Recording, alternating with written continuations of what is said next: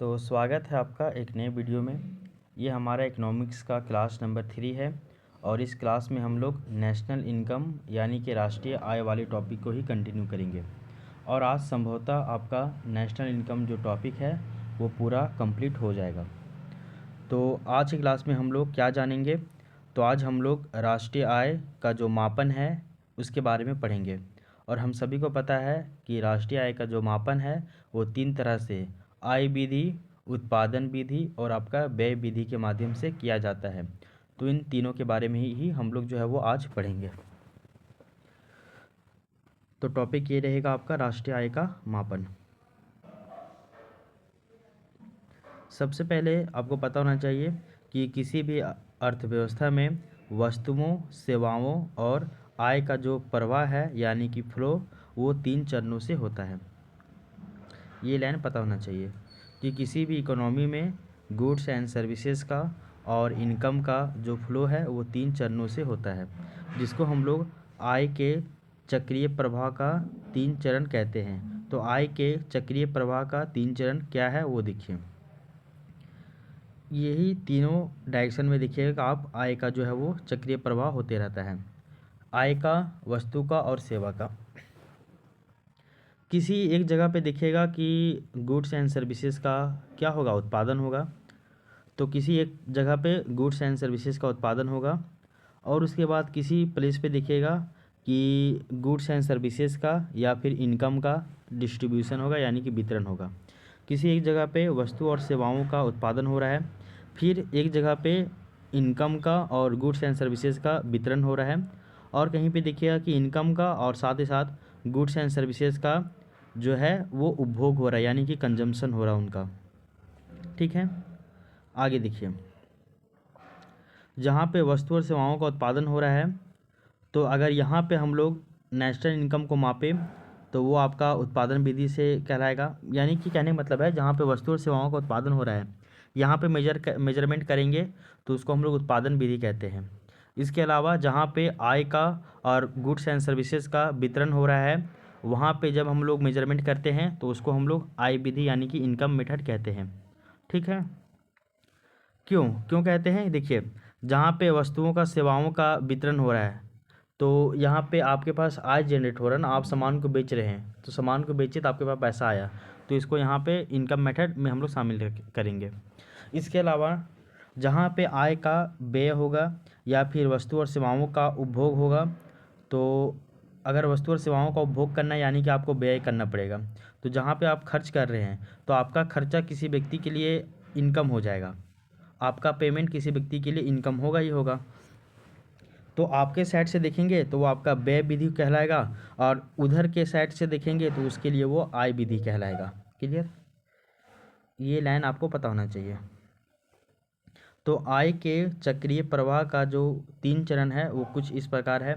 एक जगह पे वस्तु और सेवाओं का उत्पादन हो रहा है, वहाँ से जो वस्तु है वो आगे जा रहा है और फिर किसी एक जगह पे आय का और फिर वस्तु और सेवाओं का वितरण हो रहा है। इसके अलावा फिर देखिएगा वस्तु आगे जा रहा है तो कहीं पे आय का व्यय हो रहा है, साथ ही साथ वस्तु और सेवाओं का उपभोग हो रहा है। तो जहाँ पे उत्पादन हो रहा है वहाँ पे अगर मेजरमेंट करेंगे तो उसको हम लोग उत्पादन विधि कहते हैं। जहाँ पे वितरण हो रहा है वहाँ पे मेजरमेंट करेंगे तो उसको हम लोग आय विधि कहेंगे। और जहाँ पे उपभोग हो रहा है तो वहाँ पे हम लोग मेजरमेंट करेंगे तो उसको व्यय विधि कहते हैं यानी कि एक्सपेंडिचर मेथड। ठीक है, और हम जब कभी भी राष्ट्रीय आय के बारे में बोले तो राष्ट्रीय आय कहने का मतलब है जीडीपी।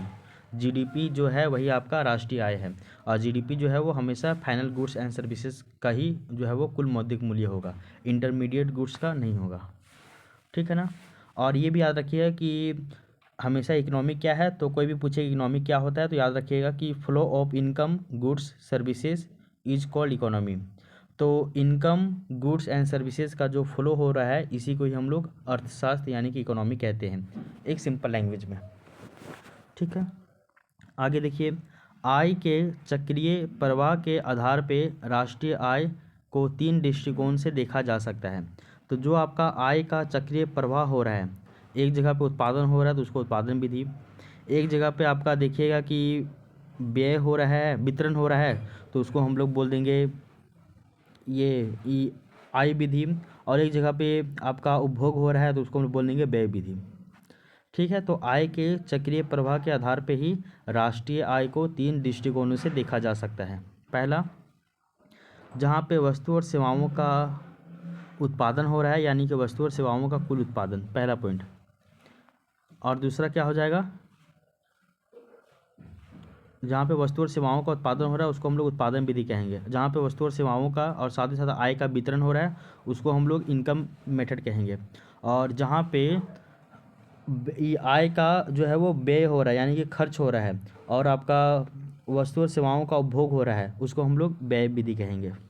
ठीक है, तो बोला जा रहा है कि यदि वस्तु और सेवा यानी कि गुड्स एंड सर्विसेज के कुल उत्पादन के आधार पे राष्ट्रीय आय की गणना की जाती है तो उसे उत्पादन विधि कहते हैं।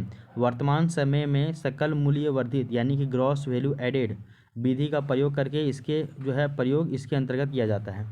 देखिए क्या बोले हम कि यदि वस्तु और सेवाओं के कुल उत्पादन के आधार पे कि हमारे देश में एक फाइनेंशियल ईयर में कितना गुड्स एंड सर्विसेज का उत्पादन हुआ है, इसके आधार पे अगर हम लोग नेशनल इनकम का गणना करेंगे तो उसको हम लोग बोलेंगे कि राष्ट्रीय आय का मापन उत्पादन विधि के द्वारा। ठीक है, लेकिन हम लोग जो है बोला जाता है कि अभी वर्तमान समय की अगर बात करें तो वर्तमान समय में सकल मूल्य वर्धित यानी कि ग्रॉस वैल्यू एडिशन या फिर ग्रॉस वैल्यू एडेड, इस विधि का प्रयोग जो है वो हम लोग इसके अंतर्गत करते हैं। ठीक है ना, तो जीडीपी का जो अभी हम लोग वर्तमान में जो मापन कर रहे हैं वो आपका सकल मूल्य वर्धित विधि के द्वारा करते हैं। ठीक है, और क्या बताए हैं कि यदि वस्तु और सेवाओं के कुल उत्पादन के आधार पे राष्ट्रीय आय की गणना किया जाता है तो उसको हम लोग उत्पादन विधि कहते हैं। और वर्तमान समय में सकल मूल्य वर्धित यानी कि ग्रॉस वैल्यू एडिशन विधि का प्रयोग इसके अंतर्गत किया जा रहा है। ठीक है, आगे देखिए नेक्स्ट पॉइंट। जब राष्ट्रीय आय की गणना अर्थव्यवस्था में उत्पन्न होने वाले सभी प्रकार के आयों को जोड़कर किया जाता है तो इसको हम लोग इनकम जो है वो मेथड कहते हैं। यानी कि जब नेशनल इनकम का हम लोग काउंटिंग जो है अर्थव्यवस्था में जो भी जनरेट हो रहा है सभी प्रकार के इनकम उन सभी को आपस में जोड़ के करते हैं तो उसको हम लोग इनकम विधि कहते हैं, यानी कि आय विधि कहते हैं। यानी कि एक साल में एक फाइनेंशियल ईयर में किसी भी अर्थव्यवस्था में एक फाइनेंशियल ईयर में कितना मतलब कि इनकम जनरेट हुआ है एक साल भर में, उन सभी इनकम को जोड़ देंगे तो हम लोग बोल देंगे राष्ट्रीय आय का मापन आय विधि के द्वारा। और तीसरा पॉइंट हो जाएगा कि जब अर्थव्यवस्था में अंतिम वस्तुओं और सेवाओं का यानी कि अंतिम यानी कि फाइनल गुड्स एंड सर्विसेज के उपभोग में होने वाले जो कुल व्यय है, यानी कि गुड्स एंड सर्विसेज का जो उपभोग करने में आप टोटल कितना पैसा खर्च कर रहे हो, तो कुल व्यय के आधार पे अगर हम लोग जीडीपी की गणना करें तो उसको हम लोग व्यय विधि कहते हैं। तो राष्ट्रीय आय का मापन व्यय विधि के आधार पे। सिंपल सी बात है, हम 3 लाइन बोले अभी तक और इसी लाइन को हम केवल इधर उधर घुमा फिरा के बोले हैं। क्या क्या बोले हैं, पहला चीज़ बोले हैं कि जब कभी वस्तुओं और सेवाओं के कुल उत्पादन के आधार पे राष्ट्रीय आय का गणना किया जाए कि एक फाइनेंशियल ईयर में कितना गुड्स एंड सर्विसेज का उत्पादन हुआ है तो उसको हम लोग बोलेंगे उत्पादन विधि। ठीक ना, और इस पर अगर राष्ट्रीय आय को मापे तो बोलेंगे कि उत्पादन विधि के आधार पर राष्ट्रीय आय का मापन किया गया है। और वर्तमान समय में सकल मूल्य वर्धित विधि का प्रयोग हम लोग उत्पादन मेथड के द्वारा करते हैं। इसके बाद जब राष्ट्रीय आय का जो गणना है यानी कि मापन है वो अर्थव्यवस्था में उत्पन्न होने वाले एक फाइनेंशियल ईयर में जितना भी आय उत्पन्न हुआ है उन सभी को आपस में जोड़ देंगे, तब हम लोग बोलेंगे कि राष्ट्रीय आय का मापन आय विधि के द्वारा किया गया है। उसके बाद जब अर्थव्यवस्था में अंतिम गुड्स एंड सर्विसेज के उपभोग में कुल किया गया जो व्यय है उस व्यय के आधार पे अगर हम लोग जीडीपी का गणना करेंगे तो हम लोग उसको बोलेंगे जीडीपी का गणना व्यय विधि के अनुसार, यानी कि एक्सपेंडिचर मेथड। ये समझ में आया। अब सभी को एक एक करके पढ़ते हैं। पहला हम लोग पढ़ेंगे उत्पादन विधि, फिर हम लोग पढ़ेंगे आय विधि, फिर हम लोग पढ़ेंगे व्यय विधि। ठीक, इसके बारे में देखिए। ये रहा पहला उत्पादन विधि यानी कि प्रोडक्शन मेथड। प्रोडक्शन मेथड क्या है, अभी आपको इसके बारे में इसका एक्सप्लेनेशन बताया गया था। प्रोडक्शन मेथड कि जब राष्ट्रीय आय का मापन, ऐसे नहीं, जब किसी फाइनेंशियल ईयर में उत्पादित अंतिम वस्तुएं और सेवाओं के आधार पर जीडीपी का मापन किया जाता है तो उसे ही हम लोग उत्पादन विधि कहते हैं। और उत्पादन विधि के अंतर्गत जो राष्ट्रीय आय है उसकी गणना जो है वो दो प्रकार से की जाती है। तो जो आपका प्रोडक्शन मेथड है यानी कि उत्पादन विधि के आधार पर अगर हम लोग देखें इसके अंतर्गत, तो जो आपका नेशनल इनकम है, राष्ट्रीय आय, इसका काउंटिंग दो प्रकार से होता है। एक तो है आपका अंतिम उत्पाद विधि और एक है आपका मूल्यवर्धित विधि। अंतिम उत्पाद विधि यानी कि फाइनल प्रोडक्शन मेथड। तो पहला हो जाएगा आपका फाइनल प्रोडक्शन मेथड और दूसरा हो जाएगा आपका मूल्यवर्धित विधि यानी कि वैल्यू एडिशन मेथड। ये दो प्रकार से होता है उत्पादन विधि के अंतर्गत। अब हम लोग दोनों के एक एक करके देखेंगे। सबसे पहले हम लोग अंतिम उत्पाद विधि यानी कि फाइनल प्रोडक्शन मेथड के बारे में जानते हैं। तो बोला जा रहा है कि जब राष्ट्रीय आय की गणना में किसी एक वित्तीय वर्ष में उत्पादित सभी अंतिम वस्तुओं और सेवाओं के मूल्यों को जोड़ दिया जाता है तो इसे उत्पादन विधि कहा जाता है। यानी कि जब किसी एक फाइनेंशियल ईयर में राष्ट्रीय आय की गणना करने के लिए हम लोग एक फाइनेंशियल ईयर में जितने भी उत्पादित किया गया है अंतिम गुड्स एंड सर्विसेज, उन सभी अंतिम गुड्स एंड सर्विसेज के प्राइस को यानी कि मूल्यों को आपस में जोड़ देते हैं, तो उसको हम लोग बोलते हैं उत्पादन विधि। फिर से समझिए, जब नेशनल इनकम यानी कि राष्ट्रीय आय की गणना किसी एक फाइनेंशियल ईयर में उत्पादित अंतिम गुड्स एंड सर्विसेज के प्राइस को यानी मूल्यों को आपस में जोड़ दिया जाता है तो उसको हम लोग उत्पादन विधि कहते हैं। और इसके अंतर्गत मध्यवर्ती वस्तुओं के मूल्यों को शामिल नहीं किया जाता है, यानी कि केवल और केवल फाइनल गुड्स एंड सर्विसेज के जो मूल्य है उन्हीं को ही, कुल मौद्रिक मूल्यों को ही जोड़ा जाता है, तो उसको हम लोग बोलते हैं क्या, तो आपका उत्पादन विधि। तो किसी एक फाइनेंशियल ईयर में उत्पादित अंतिम गुड्स एंड सर्विसेज के कुल मौद्रिक मूल्यों को ही हम लोग उत्पादन विधि कहते हैं। और उत्पादन विधि में कभी भी इंटरमीडिएट गुड्स यानी कि मध्यवर्ती वस्तुओं को शामिल नहीं किया जाता है। क्लियर? आगे देखिए, उत्पादन विधि का जो प्रत्यक्ष संबंध है वो जीडीपी से होता है। यानी कि जो देखिएगा कि जो उत्पादन विधि का डिफिनेशन है एज वेल एज देखिएगा कि वही डिफिनेशन जीडीपी का भी है। और जीडीपी का मतलब हमेशा याद रखिएगा कि नेशनल इनकम, ठीक है ना। तो उत्पादन विधि का जो है प्रत्यक्ष संबंध डायरेक्ट जो है वो रिलेशन जीडीपी के साथ होता है। और भारत में उत्पादन विधि के अंतर्गत जीडीपी की गणना बाजार मूल्य पे किया जाता है। और हम लोग जीडीपी का जो गणना है वो हम लोग उत्पादन विधि के अंतर्गत ही करते हैं, उत्पादन विधि के ही अंतर्गत करते हैं हम लोग जीडीपी की गणना। लेकिन वो हम लोग जीडीपी गणना जो है वो मार्केट प्राइस यानी कि बाजार मूल्य पे करते हैं, जिसे बाजार मूल्य पर जीडीपी कहते हैं, यानी कि जीडीपी ऑन मार्केट प्राइस।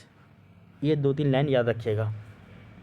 सबसे पहले आपको उत्पादन विधि क्या है वो आपको समझाया गया था कि जब राष्ट्रीय आय की गणना किसी एक फाइनेंशियल ईयर में उत्पादित अंतिम गुड्स एंड सर्विसेज के कुल मौद्रिक मूल्य को जब आपस में जोड़ दिया जाता है तो उसको हम लोग बोलते हैं उत्पादन विधि यानी कि प्रोडक्शन मेथड।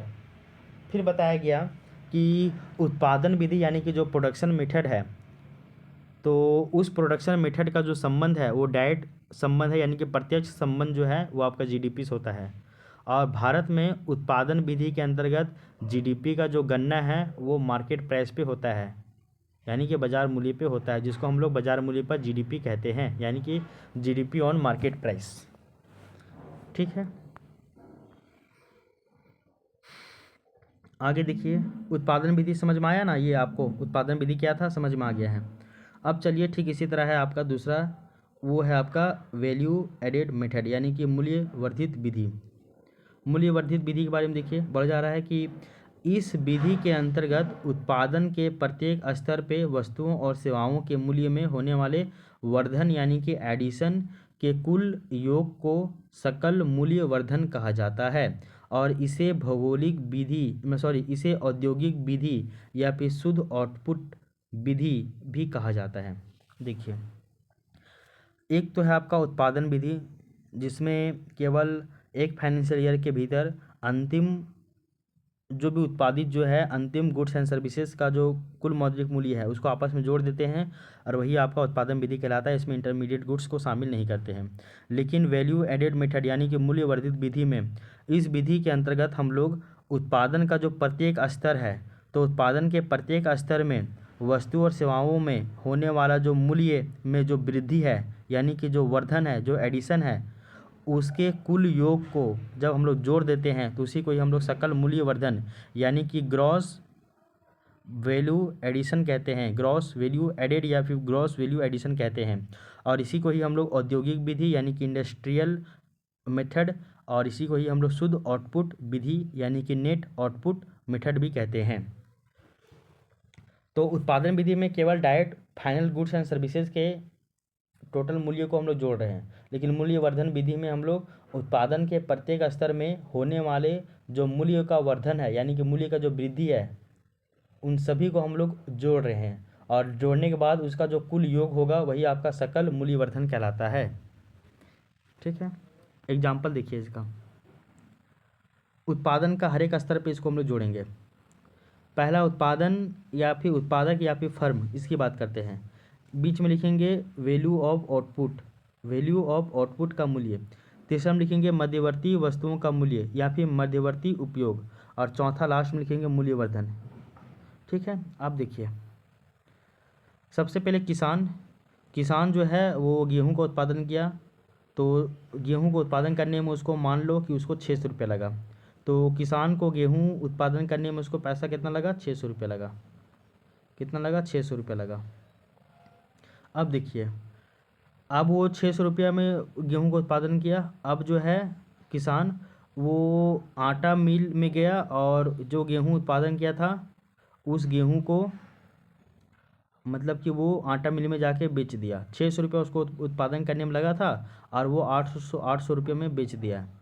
यानी कि यहाँ पे 200 रुपया वैल्यू यहाँ पे बढ़ा है। 200 रुपया कैसे बढ़ा है वो देखिए।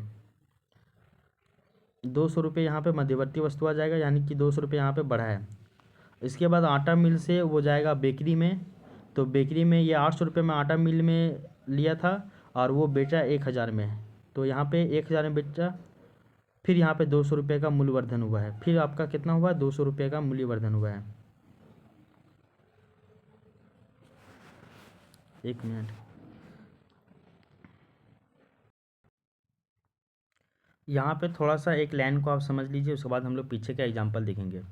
बोला जा रहा है कि किसी फर्म के द्वारा यानी उद्योग के द्वारा उत्पादित वस्तु और सेवाओं के कुल मूल्य एवं उत्पादन के दौरान होने वाले मध्यवर्ती उपभोग के मूल्य के अंतर को ही मूल्यवर्धन कहा जाता है। कहने का मतलब क्या वो देख लीजिए। मूल्यवर्धन यानी कि वैल्यू एडेड, ये क्या होता है? तो बोला जा रहा है कि value added is equal to कुल मूल्य। यहाँ बोला जा रहा है कि किसी फर्म के द्वारा वस्तु और सेवाओं के उत्पादन करने में जो उसका मूल्य लगा है, कहने मतलब है कि फर्म के द्वारा उत्पादित वस्तु और सेवाओं के कुल मूल्य यानी कि वैल्यू ऑफ टोटल आउटपुट, इसमें हम लोग घटा देंगे उत्पादन के दौरान होने वाले मध्यवर्ती उपभोग के जो भी मूल्य होगा उसको हम लोग घटा देंगे, तो उसी के अंतर को ही मूल्यवर्धन कहा जाता है। यानी कि value added is equal to value of total output minus intermediate goods. यानी कि मूल्यवर्धन क्या होता है? तो मूल्यवर्धन मतलब ये होता है कि किसी फर्म के द्वारा उत्पादित जो वस्तु और सेवा का जो कुल मूल्य है उसमें हम लोग माइनस कर देते हैं उत्पादन के दौरान होने वाले मध्यवर्ती उपभोग के मूल्य को। तो जो अमाउंट बचता है वही आपका मूल्य, जो बच रहा है वही आपका वैल्यू एडेड है, यानी कि मूल्यवर्धन है। अब समझिए इसको क्या है। सो अब ये आपको जो है ना एग्जाम्पल समझ में आएगा। यहाँ बोला जा रहा है कि उत्पादक या फर्म, ये फर्म हो गया, यहाँ पे उत्पादन कर रहा है, ये मान लीजिए कि किसान है। यहाँ पे बोला जा रहा है कि वैल्यू ऑफ आउटपुट, इसका मूल्य। तो वैल्यू ऑफ आउटपुट यानी कि किसी भी वस्तु और सेवाओं को उत्पादन करने में उसको जितना भी अमाउंट लगा है, मूल्य लगा है, मान लो कि उसको 600 रुपया लगा है। कितना लगा है? 600 रुपया लगा है। इसके अलावा जो भी पैसा उसका मध्यवर्ती वस्तुओं में खर्च हुआ है, यानी कि इंटरमीडिएट गुड्स में उसका जो भी मूल्य खर्च हुआ है मध्यवर्ती उपभोग में, कि मान लो कि वो मध्यवर्ती जो व्यय है, खर्चा है, वो आपका 200 रुपया है। कितना है? 200 रुपया है। तो मूल्यवर्धन यानी कि वैल्यू एडेड, इसका मतलब क्या है? Value added is equal to value of total output का ये मूल्य माइनस इंटरमीडिएट गुड्स। तो एक किसान है, किसान को जो है मतलब कि उत्पादन किया है गेहूं का, तो उसको उत्पादन करने में 600 रुपया कितना लगा है, 600 रुपया उसको खर्च हुआ है, 600 रुपया उसका खर्च हुआ है। इसके अलावा देखिएगा कि उसमें 200 रुपया वो जो है वो मध्यवर्ती व्यय किया है, यानी कि इंटरमीडिएट जो है वो खर्चा किया है, तो उसको आप घटा दीजिएगा। तो 600 में 200 घटाइएगा तो कितना बचेगा, 400। और ये जो 400 है यही आपका मूल्यवर्धन कहलाएगा। यहाँ पे रहता 800 रुपया, यानी कि किसी भी किसान को जो है उत्पादन किसी भी वस्तु और सेवा का उत्पादन करने में उसका जो टोटल मूल्य लगा है वो लगा है मान लो 800 रुपया, और इसके अलावा मध्यवर्ती वस्तु में वो खर्च किया है 500 रुपया, तो इसका जो मूल्यवर्धन होता है वो 300 रुपया होता है। मूल्यवर्धन में हमेशा याद रखिएगा कि किसी उत्पादक के द्वारा उत्पादन किया गया जो भी आपका गुड्स एंड सर्विस होगा उसमें आप घटा दीजिएगा इंटरमीडिएट गुड्स में किया गया व्यय को, तो जो बचेगा वही आपका मूल्यवर्धन होगा। ठीक है, तो अब ये एग्जांपल समझ में आएगा आपको। बोला गया है कि यहाँ पे उत्पादक जो है यानी कि जो फर्म है वो किसान ही है, वो किसान ही उत्पादन कर रहा है। वो गेहूं का उत्पादन किया है, उसको गेहूं को उत्पादन करने में उसको टोटल अमाउंट लगा 600 रुपया। इसके अलावा वो मध्यवर्ती खर्चा के रूप में वो 200 रुपया खर्चा किया है। तो टोटल उत्पादन और इंटरमीडिएट व्यय इन दोनों का जो अंतर है वो आपका 400 रुपया है, और यही जो 400 रुपया यही आपका जो है वो मूल्यवर्धन कहलाएगा। अब आइए, किसान उसको 600 रुपया में उत्पादन किया है। अब वो 600 रुपये में उत्पादन किया, उसके बाद वो 800 रुपया में जो है वो आटा मिल को जो है वो बेच दिया। आटा मिल को कितना में बेचा, 800 रुपया में। अब ये जो आटा मिल में उसको 800 रुपया में पड़ा था, अब वो जो है वो अपना मतलब कि खर्च किया मशीन में, बिजली में और चीज़ में। उसके बाद वो आटा मतलब गेहूँ से आटा बनाया, तो उसको टोटल अमाउंट लगा 600 रुपया। 800 रुपये में वो खरीदा था, 600 रुपया उसका खर्च उस बैठा, तो यहाँ पे मूल्यवर्धन हो गया 200 रुपया, क्योंकि 800 में 600 घटाइएगा तो आपका जो अमाउंट बच रहा है 200 वही आपका मूल्यवर्धन है। उसके बाद आटा मिल से ये जाएगा बेकरी में, ठीक है ना, बेकरी की दुकान में जाएगा, और बेकरी की दुकान में ये ठीक है ना, बेकरी दुकान में ये 800 रुपये में खरीदा था, मतलब ये 800 रुपये में ये उत्पादन हुआ था। बेकरी के पास जाएगा जब ये, तो उसको ब्रेड बनाने में टोटल 800 रुपये खर्च हुआ था, लेकिन वो उसको 1000 में बेचेगा। कितना में, 1000 में बेचेगा। अच्छा नहीं नहीं सॉरी, बेकरी के पास जाएगा तो ब्रेड को उत्पादन करने में उसको 1000 रुपये लगा था, और 1000 में देखिएगा कि 800 रुपया जो है वो आपका इंटरमीडिएट गुड्स के रूप में खर्च हुआ था। तो 800 में 1000 जाएगा यानी कि 200 रुपया, तो 200 रुपया आपका मूल्यवर्धन हो जाएगा। इसके अलावा जब वो दुकानदार के पास जाएगा, तो दुकानदार के पास जाएगा तो वो 1200 रुपये में वो ब्रेड को बेचेगा, यानी कि 1200 रुपये में ब्रेड को बेचा, और वो बेकरी से खरीदा था 1000 रुपया में। तो यहाँ पे भी मूल्यवर्धन कितना हुआ, 200 रुपया। कितना, 200 रुपया हुआ। अब देखिए, ये जो यहाँ पे आपका पैसा जो हो रहा है यानी कि वैल्यू ऑफ आउटपुट, यहाँ पे जो पैसा यहाँ पे निकल रहा है इसको हम लोग बोलेंगे टोटल आउटपुट मेथड, यानी कि कुल आउटपुट विधि। इसी को हम लोग बोलेंगे कुल आउटपुट विधि, और इसी पे ही हम लोग जो है वो जीडीपी को कैलकुलेट करते हैं, यानी कि ग्रॉस डोमेस्टिक प्रोडक्ट को कैलकुलेट करते हैं। और इसके अलावा जो मूल्यवर्धन हो रहा है, पहले 400 हुआ, फिर 200 हुआ, फिर 200 हुआ, फिर 200 हुआ, यानी कि 4 दू 6, 6 दू 8, 8 और 2 10, यानी कि 1000 रुपया। यानी कि उत्पादन के प्रत्येक स्तर पे जो वैल्यू एडिशन हो रहा है, यानी कि जो भी मूल्यवर्धन हो रहा है, पहले 400 हुआ, फिर 200 हुआ, फिर 200 हुआ, फिर 200 हुआ, यानी कि टोटल 1000 रुपया हुआ। तो 1000 जो टोटल जो मूल्यवर्धन हो रहा है उत्पादन के प्रत्येक स्तर पे, यही आपका नेट आउटपुट मेथड है।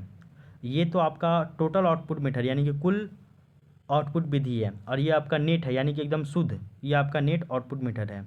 और यही जो आपका नेट आउटपुट मेथड है, इसी मेथड के अनुसार ही हम लोग जो है वो इसी को ही हम लोग जो है वो वैल्यू एडेड मेथड भी कहते हैं, और इसी पे ही हम लोग जो है वो जीवीए यानी कि ग्रॉस वैल्यू एडेड को हम लोग या एडिशन को ही हम लोग कैलकुलेट करते हैं।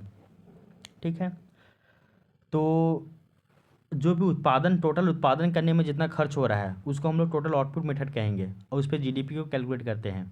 लेकिन उत्पादन के प्रत्येक स्तर पे जो मूल्यवर्धन हो रहा है उसको हम लोग जोड़ेंगे, तो वो आपका नेट आउटपुट मेथड कहलाता है, और उसी पे ही हम लोग जीवीए को कैलकुलेट करते हैं, और यही आपका वैल्यू एडेड मेथड भी कहलाता है, यानी कि मूल्यवर्धन विधि कहलाता है। ये एक एग्जांपल हुआ। और एक चीज़ हमेशा बताते आए हम कि मूल्यवर्धन क्या होता है, तो मूल्यवर्धन के बारे में हमेशा एक चीज़ बताएं कि मूल्यवर्धन में आप देखिएगा किसी किसान के द्वारा या किसी फर्म के द्वारा जो भी उत्पादन किया जा रहा है गुड्स एंड सर्विस, इसका जो मूल्य है उस मूल्य में आप इंटरमीडिएट गुड्स में किया गया खर्च को घटा दीजिएगा तो जो अमाउंट बच रहा है वही आपका मूल्यवर्धन कहलाता है। ठीक, अब समझ में आया। ये एक तो एग्जाम्पल हुआ। इसी तरह एक और एग्जाम्पल होगा, सेकेंड एग्जाम्पल। देखिए यहाँ पे बोला जा रहा है कि वैल्यू एडिशन यानी कि मूल्यवर्धन। मूल्यवर्धन मतलब जो पैसा बचाया जा रहा है यानी कि बचत यानी कि सेविंग। ये याद नहीं हो रहा, सिंपल याद रखिएगा कि मूल्यवर्धन मतलब होता है कि किसी फर्म के द्वारा उत्पादित किया गया गुड्स एंड सर्विसेज का जो टोटल मूल्य है उस मूल्य में आप माइनस कर दीजिएगा, घटा दीजिएगा जो भी पैसा इंटरमीडिएट गुड्स के व्यय में खर्च किया गया है उसको हटा दीजिएगा, जो बचेगा वही आपका वैल्यू एडेड है या वैल्यू एडिशन है, मूल्यवर्धन है। सेकेंड एग्जाम्पल देखिए कपड़ा उत्पादन का। कपड़ा उत्पादन का देखिए बोला जा रहा है कि इसमें बहुत सारा चरण होता है, बहुत सारा सेक्टर भी होता है। तो देखिएगा कि आप प्राथमिक चरण में कपास का उत्पादन किया गया। किसका? तो कपास का उत्पादन किया गया है। कपास का उत्पादन किया गया है और ये जो कपास का उत्पादन किया है तो किसान को कपास उत्पादन करने में टोटल 6,000 रुपये लगा है। कितना? तो 6,000 रुपये लगा। यहाँ पे देखिएगा तो जो आपका मूल्यवर्धन है वो आपका 6,000 रुपया ही है। अब मूल्यवर्धन यहाँ पे देखिएगा ना कि आप 6,000 रुपया है और 6,000 रुपया में जब आप इंटरमीडिएट गुड्स के ऊपर जो खर्च किया गया जो पैसा है इसको जब आप घटाइएगा तो आपका वही मूल्यवर्धन यानी कि वैल्यू एडेड निकल के आ जाता है। तो प्रथम चरण कपास का उत्पादन। तो किसान को कपास का उत्पादन करने में कितना पैसा लगा है? एक मिनट रुकिएगा ज़रा सा। हाँ, तो किसान को कपास का उत्पादन करने में टोटल 6,000 रुपये लगा है और ये आपका प्राथमिक चरण है, प्राथमिक क्षेत्र है। अब आइए द्वितीय चरण में। द्वितीय चरण में बोला जा रहा है कि कपास का उत्पादन हुआ, अब हम लोग रेशम का उत्पादन करेंगे और यहाँ पे रेशम का उत्पादन करेंगे तो यहाँ पे जो है वो रेशम का दाम बढ़ाकर कितना कर दिया? रेशम का उत्पादन किया और रेशम का उत्पादन किया, देखिए कपास से रेशम बनाया और रेशम का जब उत्पादन किया तो उसका दाम बढ़ा के कर दिया 8,000 रुपया। कितना? 8,000 रुपया कर दिया। तो यहाँ पे मूल्यवर्धन हुआ। पहले कपास उत्पादन करने में 6,000 रुपये लगा, कपास से रेशम का उत्पादन हुआ और इसका दाम 8,000 रुपये रख दिया यानी कि 2,000 रुपया मूल्यवर्धन हुआ। तो मूल्यवर्धन के रूप में था 2,000 रख दिया। अब आइए तृतीय चरण जो कि आपका द्वितीयक सेक्टर से जुड़ा हुआ है, द्वितीयक क्षेत्र से जुड़ा हुआ है। तृतीय चरण में कपास से रेशम बना, रेशम से कपड़ा बनेगा। क्या बनेगा? कपड़ा बनेगा। और ये जो कपड़ा बना है और इस कपड़ा का प्राइस कर दिया वो 12,000 रुपये। कितना? 12,000 रुपया। अब वो कपड़ा का दाम 12,000 रुपये कर दिया है तो 8,000 से कपड़ा का दाम बढ़ गया है 12,000 में। तो कितना का मूल्यवर्धन हुआ है? तो इस स्तर पे देखिएगा कि 4,000 रुपया दाम बढ़ गया है। अब देखिए तीसरा चरण के बाद चौथा चरण। चौथा चरण में देखिएगा कि यहाँ पे गया है थोक विक्रेता के पास। थोक विक्रेता के पास गया है। अब वो यहाँ पे भी उसका जो है वो दाम बढ़ा दिया है। 12,000 में ख़रीदा था और इसका दाम अब कर दिया है 13,000 रुपया।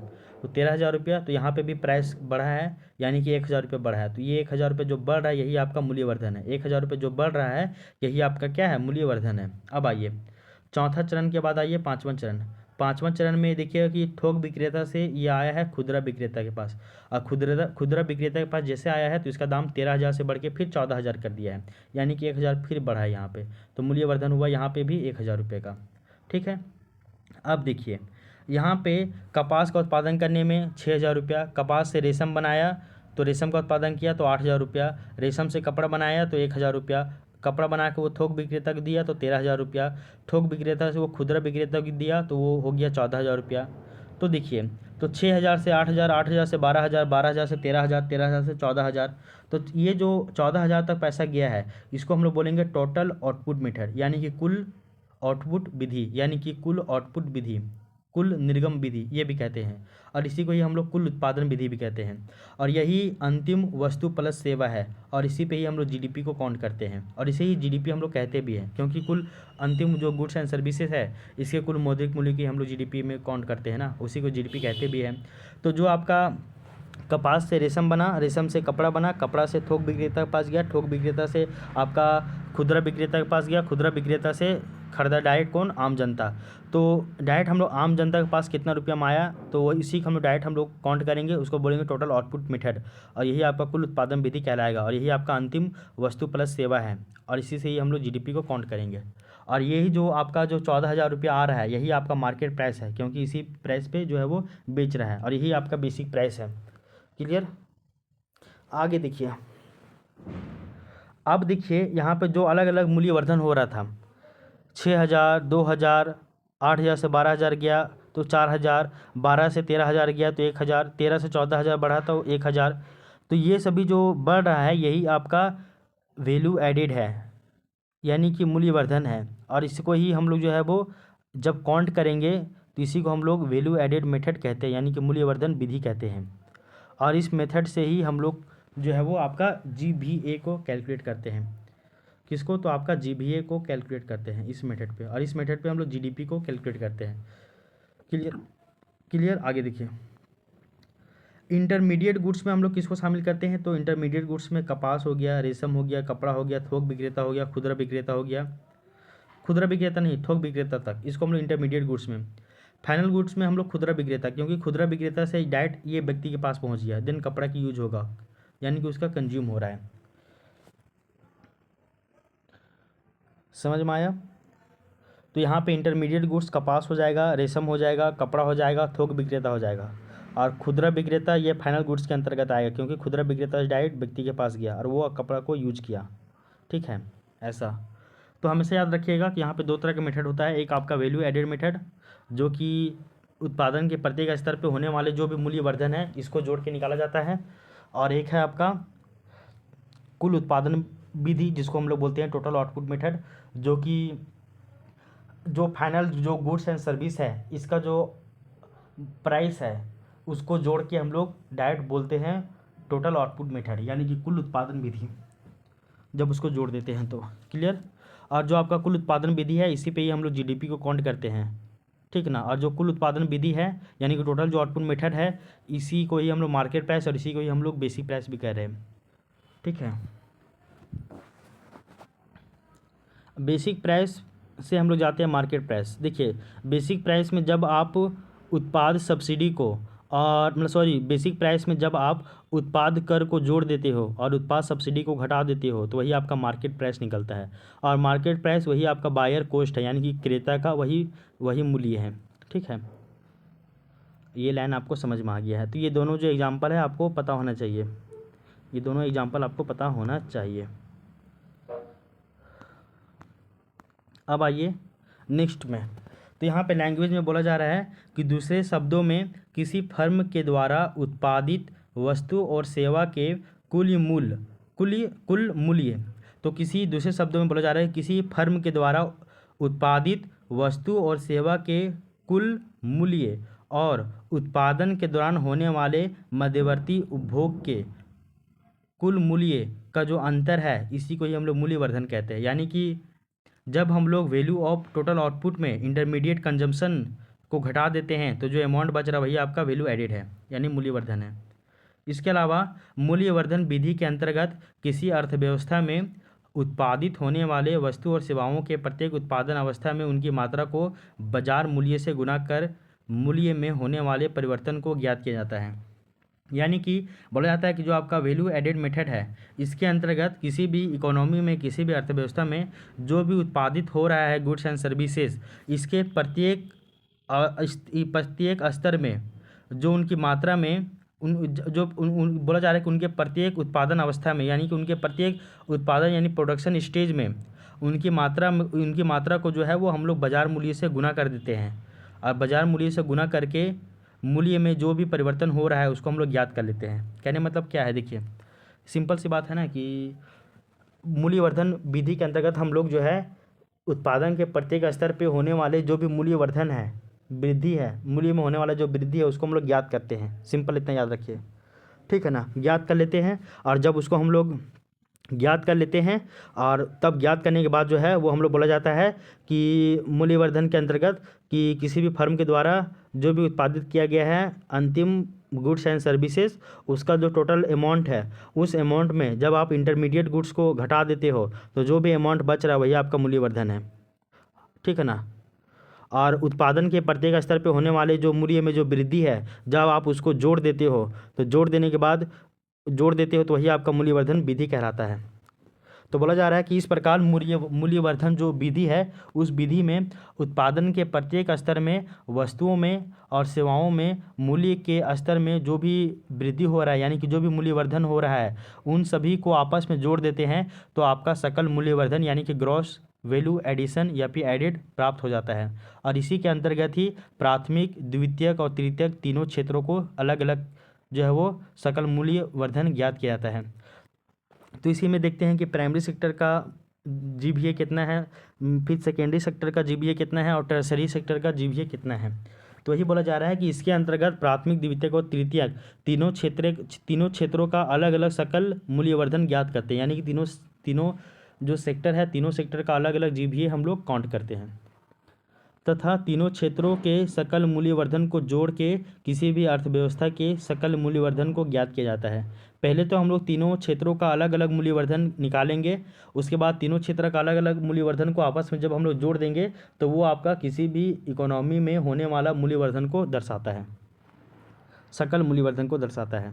आगे देखिए, जहाँ कुल उत्पादन विधि के अंतर्गत, यानी कि कुल उत्पादन विधि के अंतर्गत किसी अर्थव्यवस्था में एक वित्तीय वर्ष में उत्पादित सभी अंतिम वस्तुओं और सेवाओं के कुल मौद्रिक मूल्य को उत्पादन या फिर जीडीपी कहा जाता है। वहीं दूसरी ओर जब उत्पादन यानी कि जीडीपी में मध्यवर्ती उपभोग की कुल मात्रा को घटाया जाता है तो उसे ही हम लोग सकल मूल्यवर्धन कहते हैं। एक बात और अभी बताया गया था कि जहाँ पे हम लोग उत्पादन विधि के अंतर्गत हम लोग बताए थे कि उत्पादन विधि के अंतर्गत जो है वो किसी एक फाइनेंशियल ईयर में उत्पादित सभी अंतिम गुड्स एंड सर्विसेज का जो मूल्य होता है उसको हम लोग जब जोड़ देते हैं तो वही आपका उत्पादन विधि कहलाता है। लेकिन सकल मूल्य वृद्धि के अंतर्गत हम लोग देखें कि जो भी आपका जो कुल उत्पादन होता है गुड्स एंड सर्विसेज का, उसके प्राइस में हम लोग इंटरमीडिएट गुड्स में होने वाला खर्च को घटा देते हैं, देन जो बचता है वही आपका सकल मूल्यवर्धन कहलाता है, यानी कि ग्रॉस वैल्यू एडिशन कहलाता है। ठीक है, ये लाइन आपको पता चल गया है।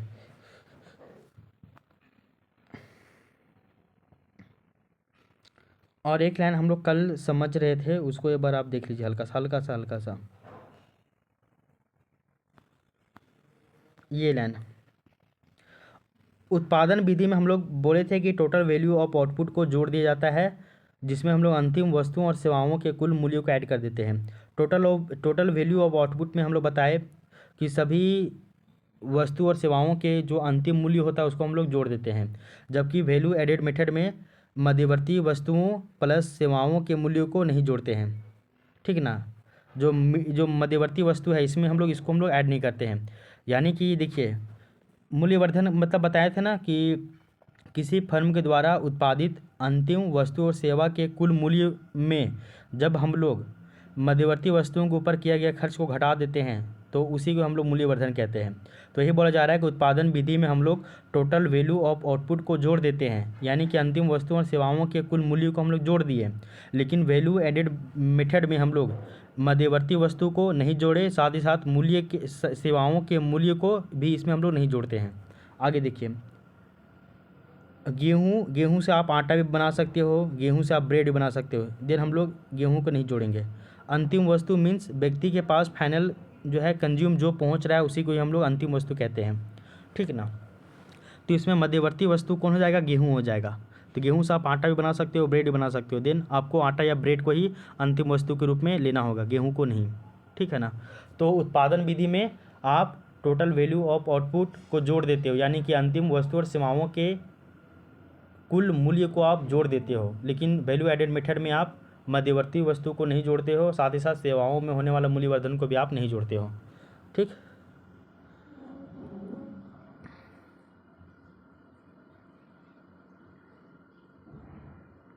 ये भी आपको समझ में आ ही गया है।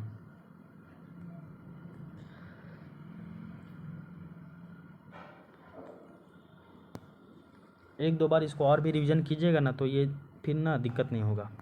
आगे देखिए, जब जीडीपी मतलब टोटल, मतलब जीडीपी मतलब वैल्यू ऑफ आउटपुट जो भी निकल रहा है, वैल्यू ऑफ आउटपुट मतलब उत्पादन विधि में हम लोग क्या बताए कि जो आपका टोटल वैल्यू ऑफ आउटपुट है उस सभी को जोड़ दिए, यानी कि एक फाइनेंशियल ईयर में जितना भी गुड्स एंड सर्विसेज का उत्पादन हो रहा है उन सभी के उत्पादन करने में जितना भी मूल्य खर्चा हो रहा है उन सभी मूल्यों को आपस में जोड़ दिए, वही आपका जीडीपी कहला रहा है। और उस जीडीपी में जब आप मध्यवर्ती वस्तु, जो मध्यवर्ती उपभोग या फिर जो भी वस्तु है उनको आप जब घटा दे रहे हो तो वही आपका जीवीए बन जा रहा है, यानी कि ग्रॉस वैल्यू एडेड सकल मूल्यवर्धन बन जा रहा है। अब देखिए, जीवीए इसके अंतर्गत निम्नलिखित आर्थिक क्रियाकलापों को शामिल नहीं करते। किन किन आर्थिक क्रियाकलाप को शामिल नहीं करते हैं? तो पहला चीज़, इसमें हम लोग सेकेंड हैंड गुड्स के क्रय और विक्रय को हम लोग शामिल नहीं करते हैं। तो सेकेंड हैंड गुड्स के क्रय और विक्रय यानी कि उसको बेचने से और उसको खरीदने से जो भी इनकम जनरेट हो रहा है उसको हम लोग शामिल नहीं करते हैं GVA में। इसके अलावा सेकेंड हैंड गुड्स के क्रय और विक्रय से संबंधित किसी व्यक्ति को प्राप्त जो भी कमीशन हो रहा है उस कमीशन को भी शामिल नहीं करेंगे। अपने प्रयोग के लिए किया गया उत्पादन, जैसे कि कार निर्माता कंपनी मालिक जो है वो अपने समय के लिए उत्पादित कार या कार का जो मूल्य है, देखिए अपने प्रयोग के लिए यानी कि देखिए उपभोक्ता गुड्स एंड सर्विस के उसमें शामिल नहीं कर रहे, केवल पूंजीगत गुड्स एंड सर्विस को शामिल कर रहे हैं। इसके अलावा स्व उपभोग के लिए उत्पादित की गई वस्तु और सेवाओं के मूल्य, जैसे कि किसान अपने परिवार के द्वारा स्व उपभोग के लिए उत्पादित किया है गेहूँ, तो उसका मूल्य हम लोग इसमें शामिल नहीं करेंगे। इसके अलावा मध्यवर्ती वस्तुओं और सेवाओं का मूल्य जो है उसको भी हम लोग शामिल नहीं करेंगे। देखभाल इकोनॉमी यानी कि केयर इकोनॉमी में उत्पन्न जो भी मूल्य है उसको हम लोग शामिल नहीं करेंगे, जैसे कि किसी गृहिणी के द्वारा परिवार हेतु बनाया गया भोजन, सालों भर मम्मी बनाती भोजन, तो क्या उसको GDP में शामिल करेंगे? नहीं, इसको हम लोग केयर इकोनॉमी यानी कि देखभाल अर्थव्यवस्था के अंतर्गत शामिल करेंगे। ठीक है, तो इन सभी पॉइंट को जो है वो हम लोग मतलब कि GVA के अंतर्गत शामिल नहीं करते हैं। ठीक ना, तो ये आपका उत्पादन विधि कंप्लीट हो गया है। और एक पॉइंट और भी याद रखिएगा कि साधन लागत यानी कि फैक्टर पेमेंट, तो बोला जा रहा है किसी उत्पादक के द्वारा उत्पादन प्रक्रिया में किया गया जो व्यय है वही आपका साधन लागत यानी कि फैक्टर पेमेंट कहलाता है। व्यय कैसे? किसी उत्पादक के द्वारा, जो कोई उत्पादक है, कोई कंपनी का निर्माता है, वो किसी भी चीज़ का उत्पादन कर रहा है, देन उस उत्पादन प्रक्रिया में वो कुछ ना कुछ पैसा खर्चा करेगा ना, अपने कर्मचारी को देगा, भूमि खरीदने में देगा, मशीन खरीदने में देगा, तो वो जो खर्च करेगा, वो जो व्यय करेगा उसी को हम लोग फैक्टर पेमेंट कहेंगे। और किसी एक व्यक्ति का फैक्टर पेमेंट किसी अन्य व्यक्ति के लिए फैक्टर इनकम का काम करेगा। मेरा खर्चा किसी और व्यक्ति के लिए इनकम है। हम दुकान गए, बिस्किट खरीद के लाए, मेरा खर्चा हुआ, लेकिन दुकानदार को इनकम हुआ कि नहीं हुआ? बस यही चीज़ आपको समझना है। और जब आप इसको समझ लेते हो ना तो फिर आपका जो है वो काम आधा से ज़्यादा यहीं पे क्लियर हो जाता है। ठीक है, बस इसी को समझना आपको आवश्यक है। 1 मिनट रुकिएगा ज़रा सा। तो यहाँ तक हम लोग जो है वो आपका उत्पादन विधि को कंप्लीट कवर कर लिए हैं। उत्पादन विधि के अंतर्गत हमेशा याद रखिएगा कि उत्पादन विधि के अंतर्गत राष्ट्रीय आय की गणना 2 प्रकार से की जाती है। एक तो है आपका अंतिम उत्पाद विधि, और अंतिम उत्पाद यानी कि फाइनल प्रोडक्शन मेथड, इसमें कोई भी नहीं है, परेशानी नहीं है। इसमें बोला गया है कि फाइनल प्रोडक्शन मेथड में यानी कि अंतिम उत्पाद विधि में कि जब राष्ट्रीय आय की जो गणना है वो किसी एक फाइनेंशियल ईयर में उत्पादित सभी अंतिम वस्तु और सेवाओं के मूल्यों को जब जोड़ दिया जाता है तो इसे ही हम लोग उत्पादन विधि कहते हैं, अंतिम उत्पादन विधि। इसके अलावा दूसरा आता है आपका मूल्य वर्धन विधि यानी कि वैल्यू एडेड मेथड, और बोला जा रहा है कि इस विधि के अंतर्गत उत्पादन के प्रत्येक स्तर पे वस्तु और सेवाओं के मूल्य में होने वाला जो भी वर्धन है यानी कि एडिशन है, वृद्धि है, उसके योग को जब हम लोग जोड़ देते हैं तो उसी को हम लोग वैल्यू एडेड मेथड कहते हैं। और इसके जब कुल योग को जब हम लोग जोड़ देते हैं तो उसी को हम लोग सकल मूल्य वर्धन कहते हैं। ठीक ना, इसको भी याद रखिएगा। और इसी को हम लोग शुद्ध आउटपुट विधि यानी कि नेट आउटपुट मेथड भी कहते हैं। ठीक ना, और जो GDP जहाँ से हम लोग माप रहे हैं मतलब उत्पादन विधि को हम लोग टोटल आउटपुट मेथड कहेंगे, लेकिन मूल्यवर्धन विधि को हम लोग नेट आउटपुट मेथड कहते हैं। इसको भी आप याद रखिएगा। फिर यहाँ पे 2 तरह का एग्जांपल देखिएगा कि एक किसान वाला, किसान जो है गेहूं का उत्पादन किया, फिर उसके बाद वो गेहूं को उत्पादन करने के बाद गेहूं को आटा मिल में ले गया, फिर वहाँ से आटा बनाया, आटा से उसको बेकरी में ले गया, बेकरी जो है बेकरी में जाकर वो ब्रेड बनाया, ब्रेड से वो दुकानदार पास गया, फिर वो ब्रेड को बेचा, ऐसा। और इसी तरह एक कपड़ा वाला एग्जांपल देखिएगा जिसमें आप प्रथम चरण में देखिएगा कि कपास का उत्पादन हुआ, उत्पादन करने में उसको किसान को 6,000 रुपये लगा। उसके बाद द्वितीय चरण में रेशम का उत्पादन हुआ, तब उसका दाम बढ़ा के 8,000 रुपये कर दिया, यानी कि 2,000 रुपये का मूल्यवर्धन। तृतीय चरण में देखिए कपड़ा का उत्पादन हुआ, यहाँ पे प्राइस उसका 12,000, फिर थोक विक्रेता के पास गया, प्राइस उसका 13,000, फिर खुदरा विक्रेता के पास गया तो प्राइस उसका 14,000 हो गया। इस तरह से देखिएगा जो आपका लास्ट में 14,000 रुपये अंतिम आ रहा है उसी को हम लोग टोटल आउटपुट मेथड या कुल उत्पादन विधि कहते हैं। और यहाँ पे जो है कुल केवल अंतिम गुड्स एंड सर्विसेज को ही काउंट किया जाता है, उसके टोटल अमाउंट को, और इसी को ही हम लोग GDP कहते हैं, मतलब GDP इसी पे ही मापते हैं। और यही आपका मार्केट प्राइस और यही आपका बेसिक प्राइस भी कहलाता है। और जो आपका मूल्यवर्धन हो रहा है कहीं 2,000, कहीं 4,000, कहीं 1,000, फिर 1,000, फिर 2,000, इसी को हम लोग वैल्यू एडेड मेथड कहते हैं। और इस मेथड से GVA को काउंट किया जाता है, और इसी को हम लोग नेट आउटपुट मेथड कहते हैं, और इस विधि को हम लोग वैल्यू एडेड मेथड भी कहते हैं। फिर हम लोग जाने कि जो आपका GVA है, इस GVA के अंतर्गत निम्नलिखित क्रियाकलाप को किनको शामिल नहीं किया जाता है वो हम लोग जाने। अब हम लोग जानेंगे आय विधि, यानी कि आय विधि को जो है वो हम लोग इनकम मेथड कहते हैं। देखिए एक चीज़ और भी याद रखिए कि वैल्यू ऑफ टोटल आउटपुट यानी कि GDP, value of total output यही आपका जीडीपी है, ठीक ना। तो इस तरह से आपका उत्पादन जो विधि है, उत्पादन विधि आपका पूरा कंप्लीट हो गया है। उत्पादन विधि के बाद हम लोग चलिए अब आय विधि की तरफ, यानी कि इनकम मेथड की तरफ। इनकम मेथड भी ज़्यादा नहीं है, थोड़ा सा ही है। उसके बाद हम लोग चलेंगे व्यय विधि यानी कि एक्सपेंडिचर मेथड की ओर। और एक्सपेंडिचर मेथड क्या है क्या नहीं है उसके बारे में हम लोग डिटेल से उसके बारे में जो है वो चर्चा करेंगे। एक मिनट,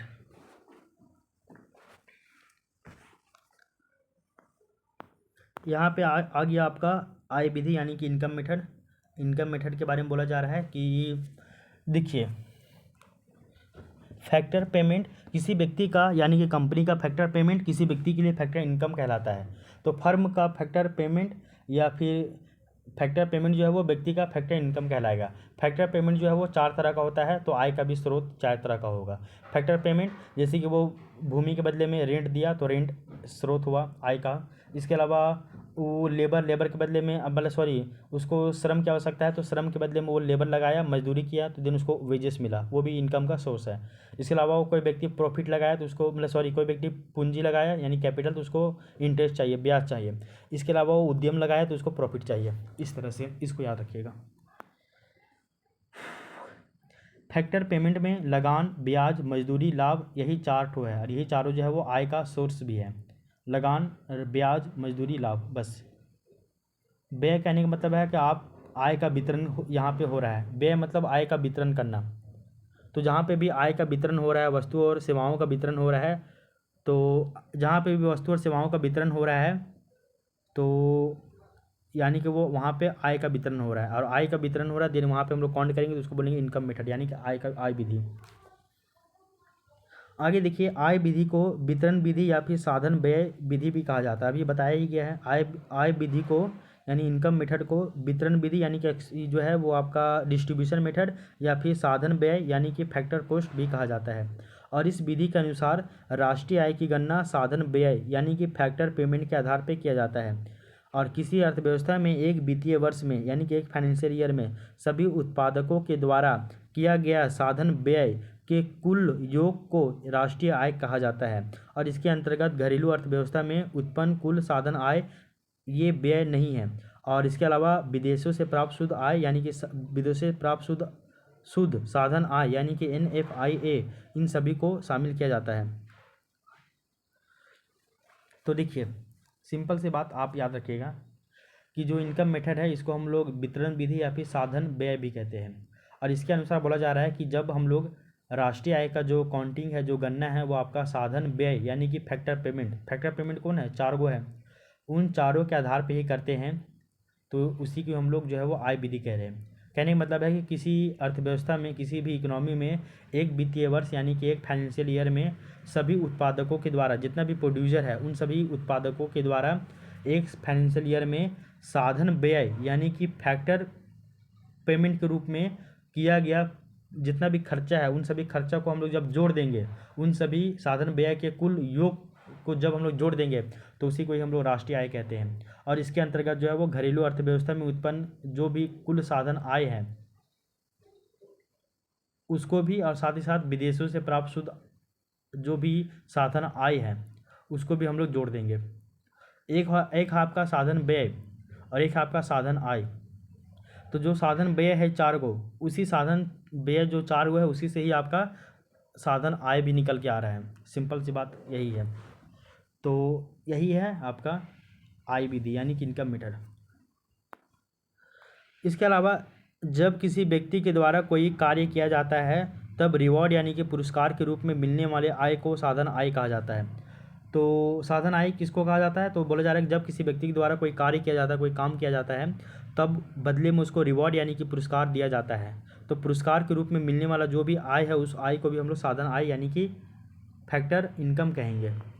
इसके अलावा साधन आय के अंतर्गत लगान, मजदूरी, सैलरी, ब्याज इन सभी को और लाभ को भी शामिल किया जाता है। तो साधन आय यानी कि आपका फैक्टर इनकम के अंतर्गत हम लोग लगान यानी कि रेंट, मजदूरी यानी कि वेजेस सैलरी, इसके अलावा ब्याज यानी कि इंटरेस्ट, लाभ यानी कि प्रॉफिट, इन सभी को हम लोग शामिल करते हैं।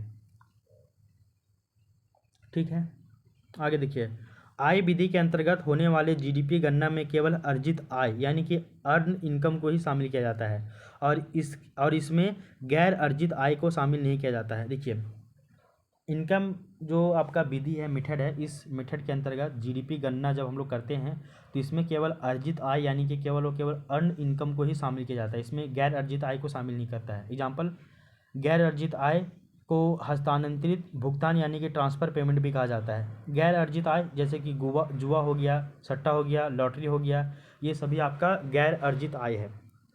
क्या है? तो ये सभी आपका जो है वो गैर अर्जित आय है। जुआ, सट्टा, लॉटरी, ये सभी आपका गैर अर्जित आय है। कमीशन, ये सभी आपका लूट, चोरी, डकैती, ये सभी आपका गैर अर्जित आय है। इन सभी को नेशनल इनकम इन सभी को आपका आय विधि यानी कि इनकम मेथड के अंतर्गत शामिल नहीं किया जाता है। आय का केवल 4 गो सोर्स है, तो साधन व्यय जो 4 गो है वही आपका साधन आय है, 4 गो। सैलरी उड़ी को भी शामिल कर देते हैं, पेंशन भी इसमें शामिल होगा, लेकिन चोरी, डकैती, कमीशन ये सब शामिल नहीं होगा। तो इनकम मेथड के अंतर्गत केवल और केवल जीडीपी काउंटिंग में अर्जित आय यानी कि अर्न इनकम को ही शामिल करते हैं, गैर अर्जित आय को शामिल नहीं करते हैं। गैर अर्जित आय को ही जो है वो हम लोग हस्तांतरित भुगतान यानी कि ट्रांसफ़र पेमेंट में हम लोग इसको शामिल करते हैं। इसके अलावा रिटायर पे पैसा मिला तो वो आपका काउंट होगा, आफ्टर रिटायरमेंट काउंट नहीं होगा।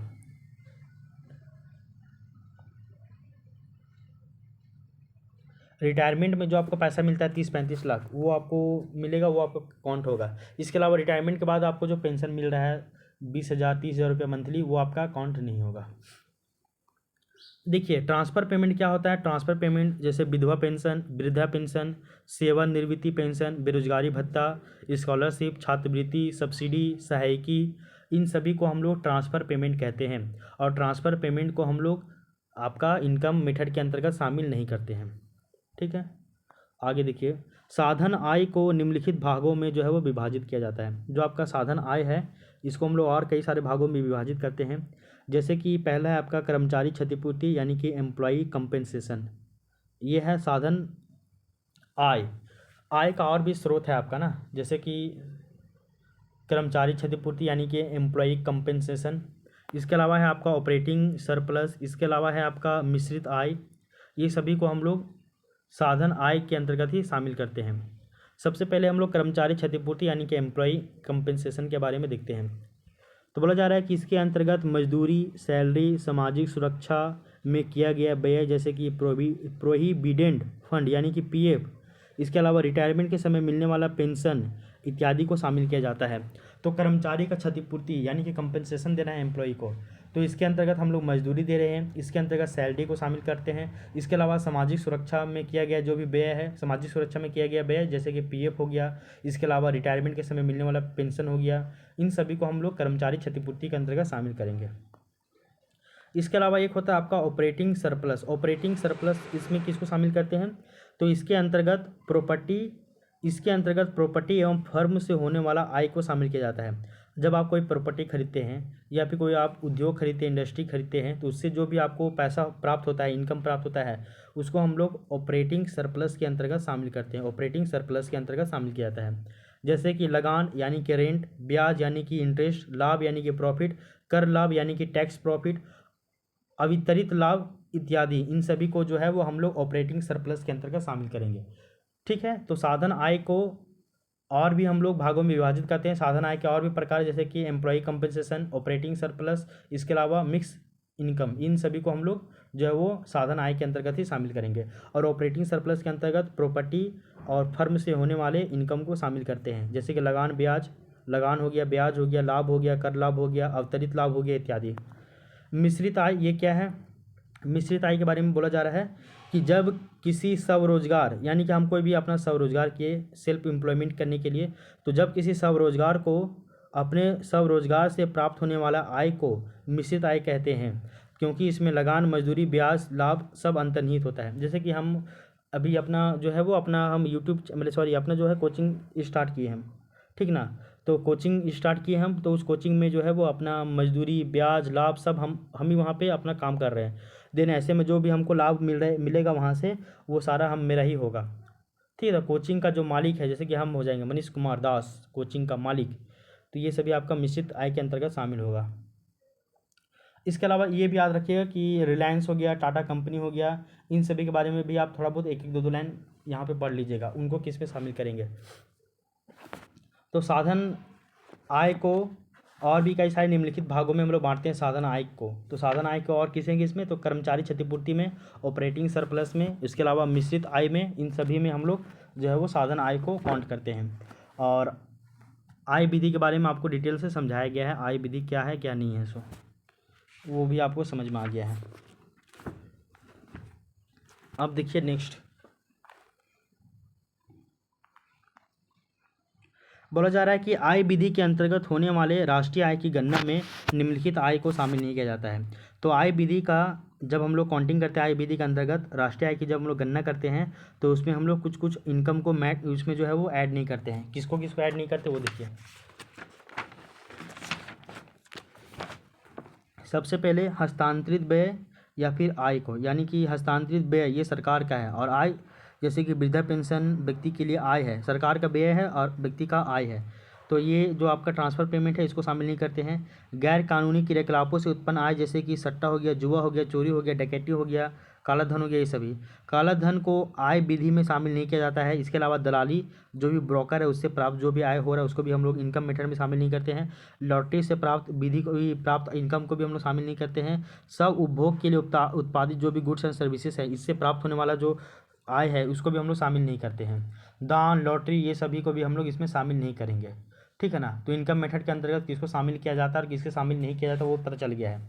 तो इनकम मेथड के अंतर्गत हम लोग केवल जो भी अर्जित आय है उनको हम लोग इसमें शामिल करते हैं। इसके अलावा 4 तरह का जो आपका फैक्टर कॉस्ट है, जो अभी आपका साधन व्यय है उसको शामिल करते हैं। इसके अलावा कर्मचारी क्षतिपूर्ति को, ऑपरेटिंग सरप्लस को, इसके अलावा मिश्रित आय को, ये सभी को भी हम लोग इसमें जो है वो देख लेते हैं। मिश्रित आय को कोचिंग का मालिक है, इसको हम लोग शामिल नहीं कर रहे हैं,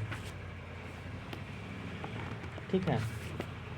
अब देखिए आपका उत्पादन विधि कंप्लीट, इसके अलावा आपका इनकम विधि यानी कि मतलब आय विधि यानी कि इनकम मेथड भी कंप्लीट हो गया है। नेक्स्ट अब हम लोग जो है वो व्यय विधि की ओर चलेंगे, ये भी काफ़ी ज़्यादा इंपॉर्टेंट है, व्यय विधि। व्यय विधि,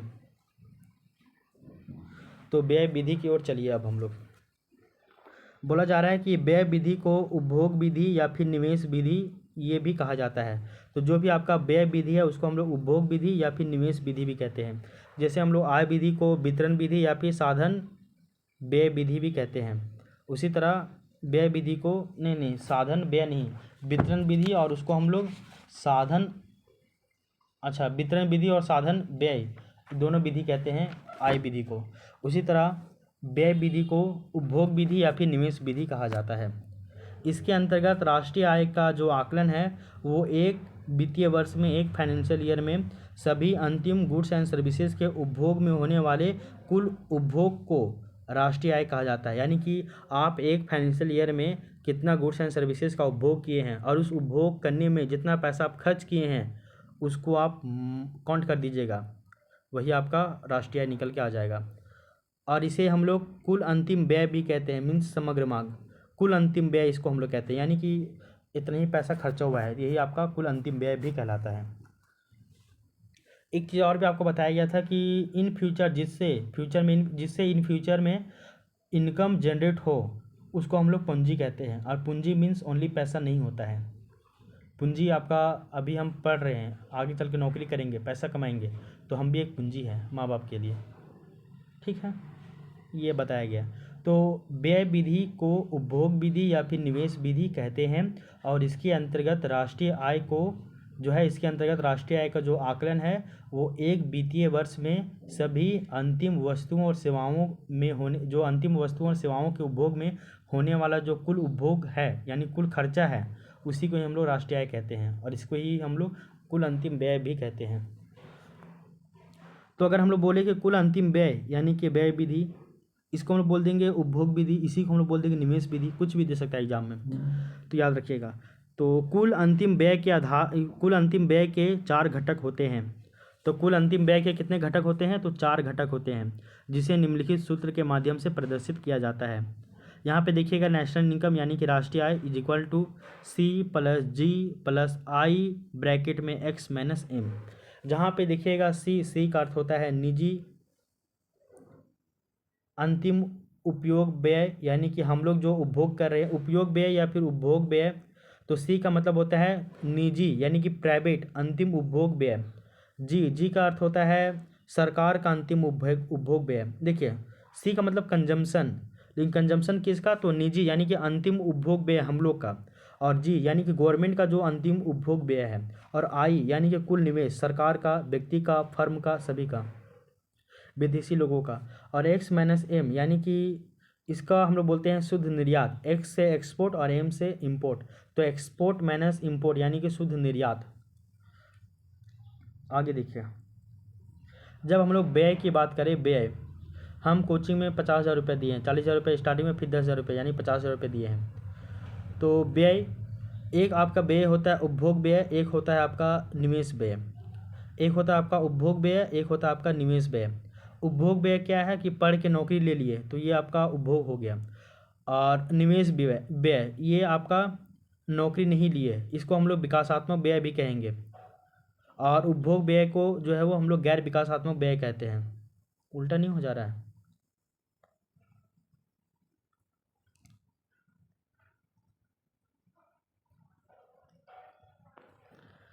देखिए, सब सरकार प्लस व्यक्ति प्लस फर्म दो तरह का व्यय करता है। सैलरी में व्यय, तो सैलरी में दे रहा है सरकार, तो ये आपका सरकार का व्यय हो रहा है, लेकिन ये व्यक्ति के लिए आय है। अच्छा, व्यय दो प्रकार का होता है, उपभोग व्यय, निवेश व्यय। ये इंपॉर्टेंट नहीं है, इसको हटाइए यहाँ पे। ये सबको यहाँ पे देख कर ना और ज़्यादा झंझट मत पालिए। क्या है, तीनों विधि के बारे में सिंपल पढ़िए, दो लाइन तीनों विधि के बारे में, दो पेज तीनों विधि के बारे में पढ़िएगा, 6 पेज, और इसके बारे में बना के 7 पेज आंसर लिख दीजिएगा, बस। ज़्यादा ज्ञानी मत बनिए। कुल अंतिम व्यय के 4 घटक होते हैं, जिसको निम्नलिखित फॉर्मूला के माध्यम से दर्शाया गया है। National income is equal to C plus G plus I bracket में एक्स माइनस एम, जहाँ पे सी मतलब होता है निजी अंतिम उपभोग व्यय जो हम लोग उपभोग कर रहे हैं, जी मतलब सरकार का अंतिम उपभोग व्यय, आई मतलब कुल निवेश जो कि सरकार कर रहा है, व्यक्ति कर रहा है, फर्म कर रहा है, सभी विदेशी कंपनियां कर रही हैं, एक्स माइनस एम वो आपका शुद्ध निर्यात है, यानी कि एक्सपोर्ट और इम्पोर्ट। व्यय आपका दो तरह का होता है, विकासात्मक व्यय और गैर विकासात्मक व्यय। इसको हम लोग उपभोग व्यय और निवेश व्यय भी कहते हैं।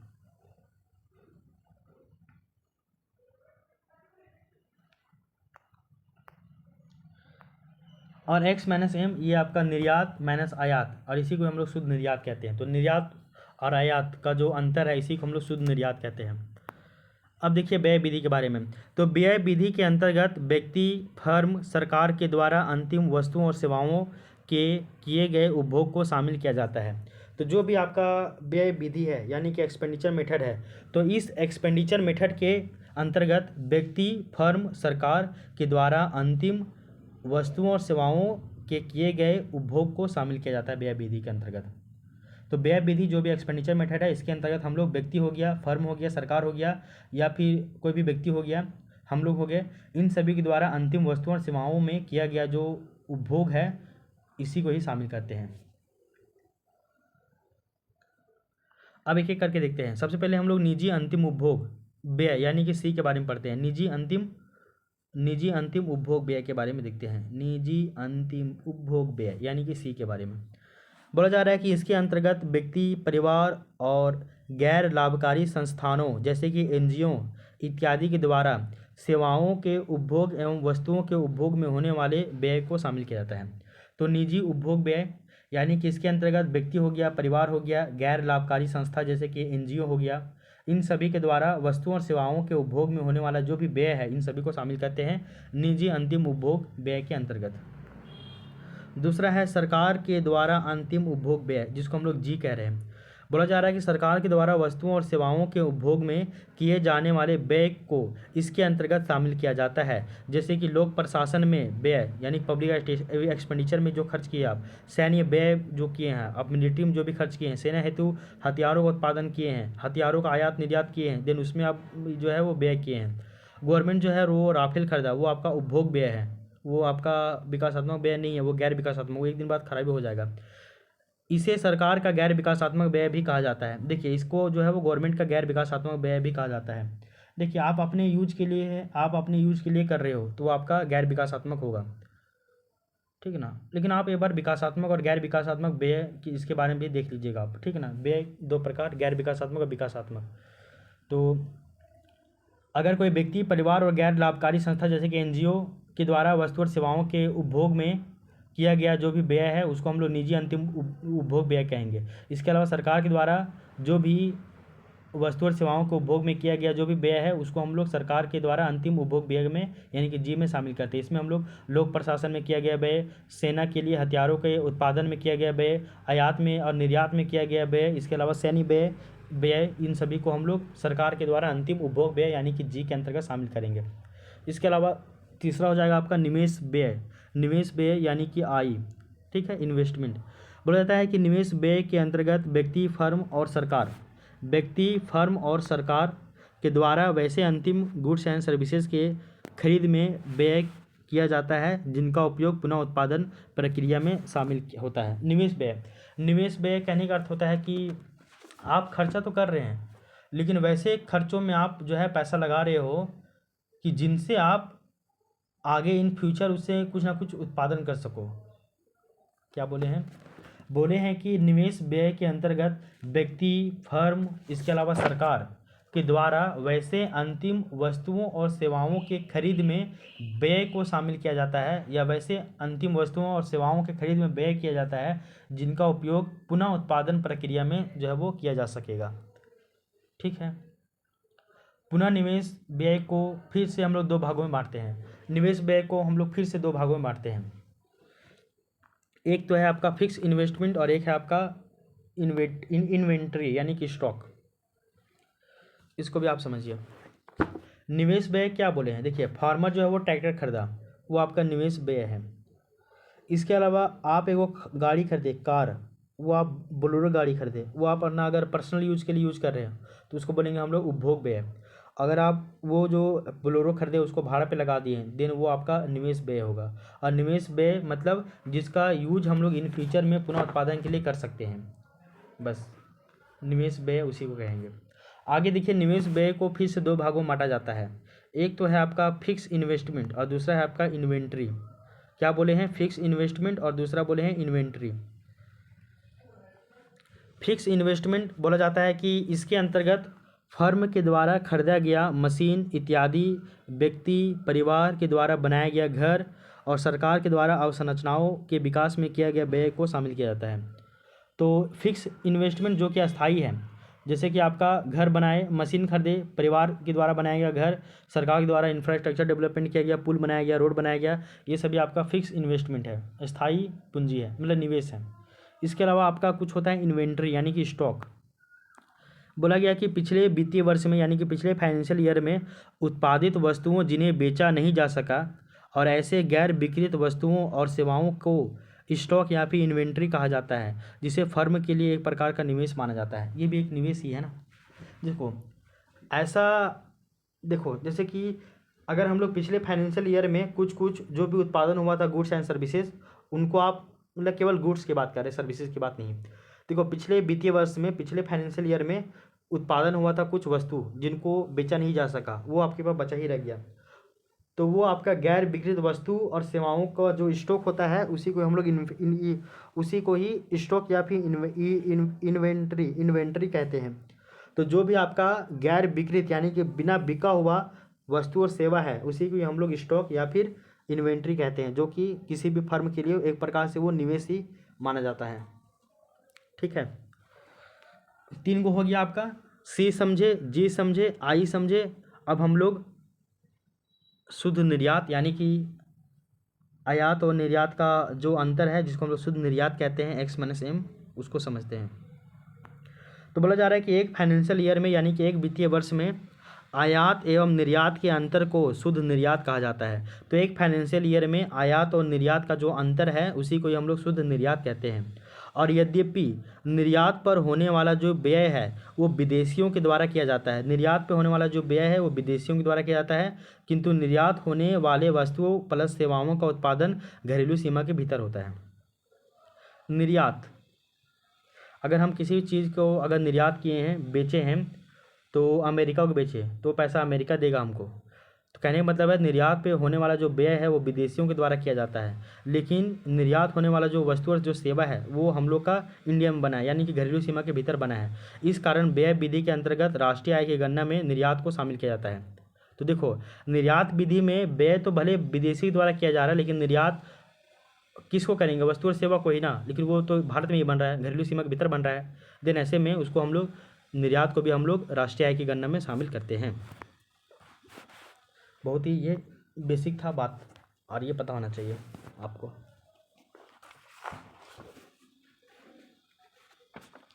अब देखिए एक पॉइंट और,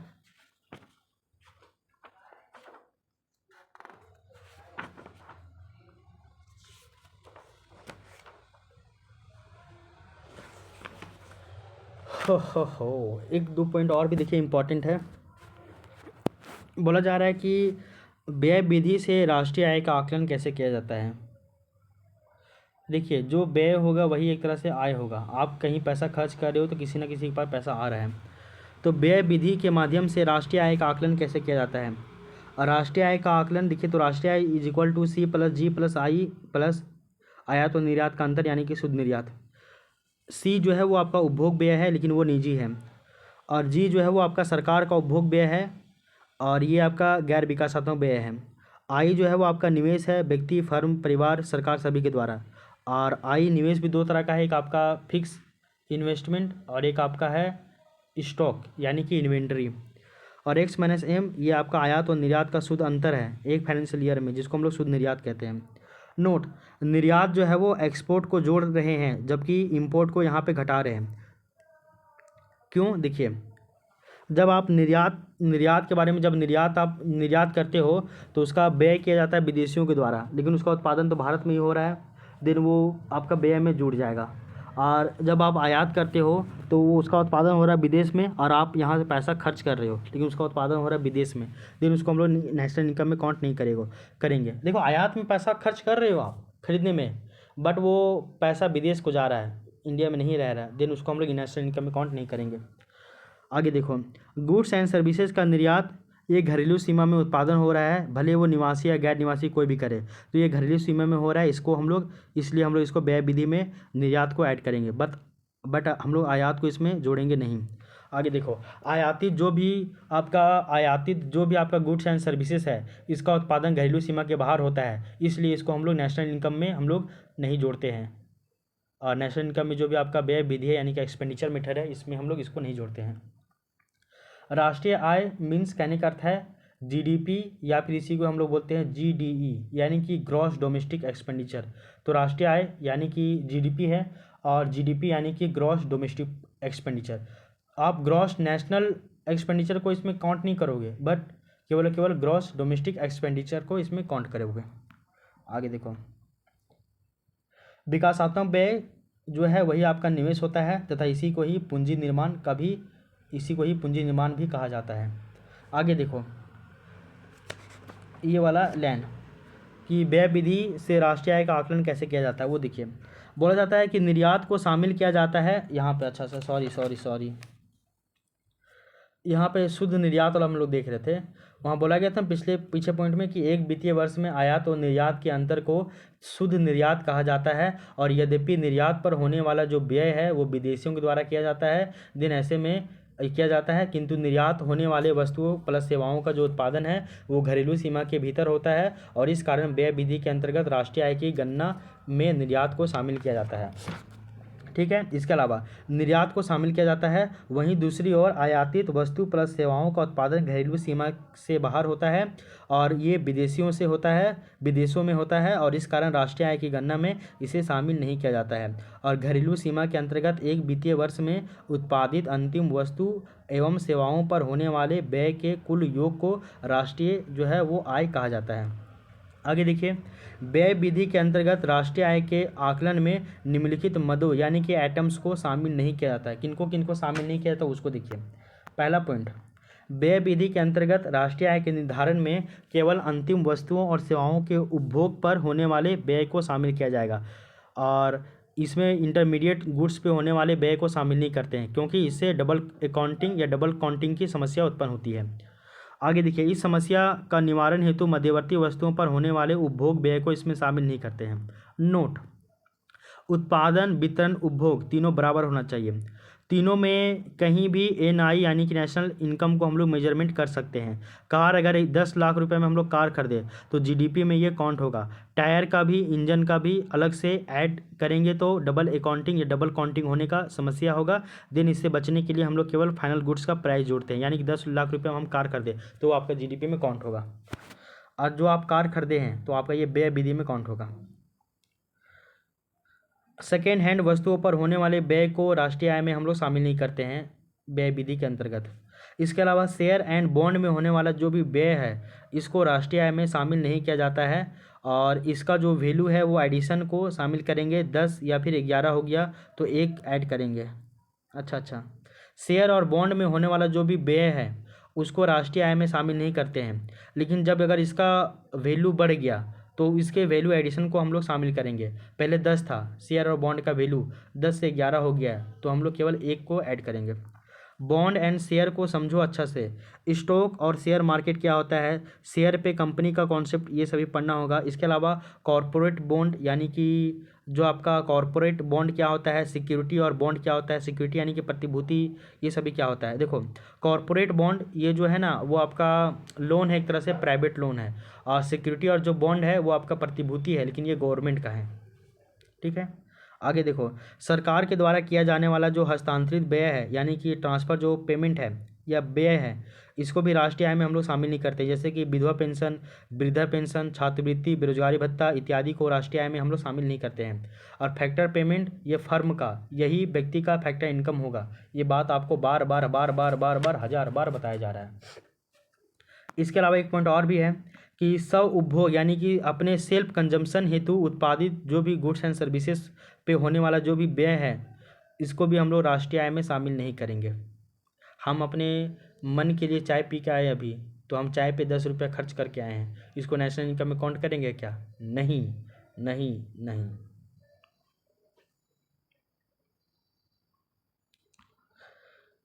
नेक्स्ट पॉइंट और भी देखिए, राष्ट्रीय आय के और भी कौन कौन से अन्य घटक हो सकते हैं। तो राष्ट्रीय आय के और भी अन्य घटक होते हैं, उनको हम लोग देखना पड़ेगा।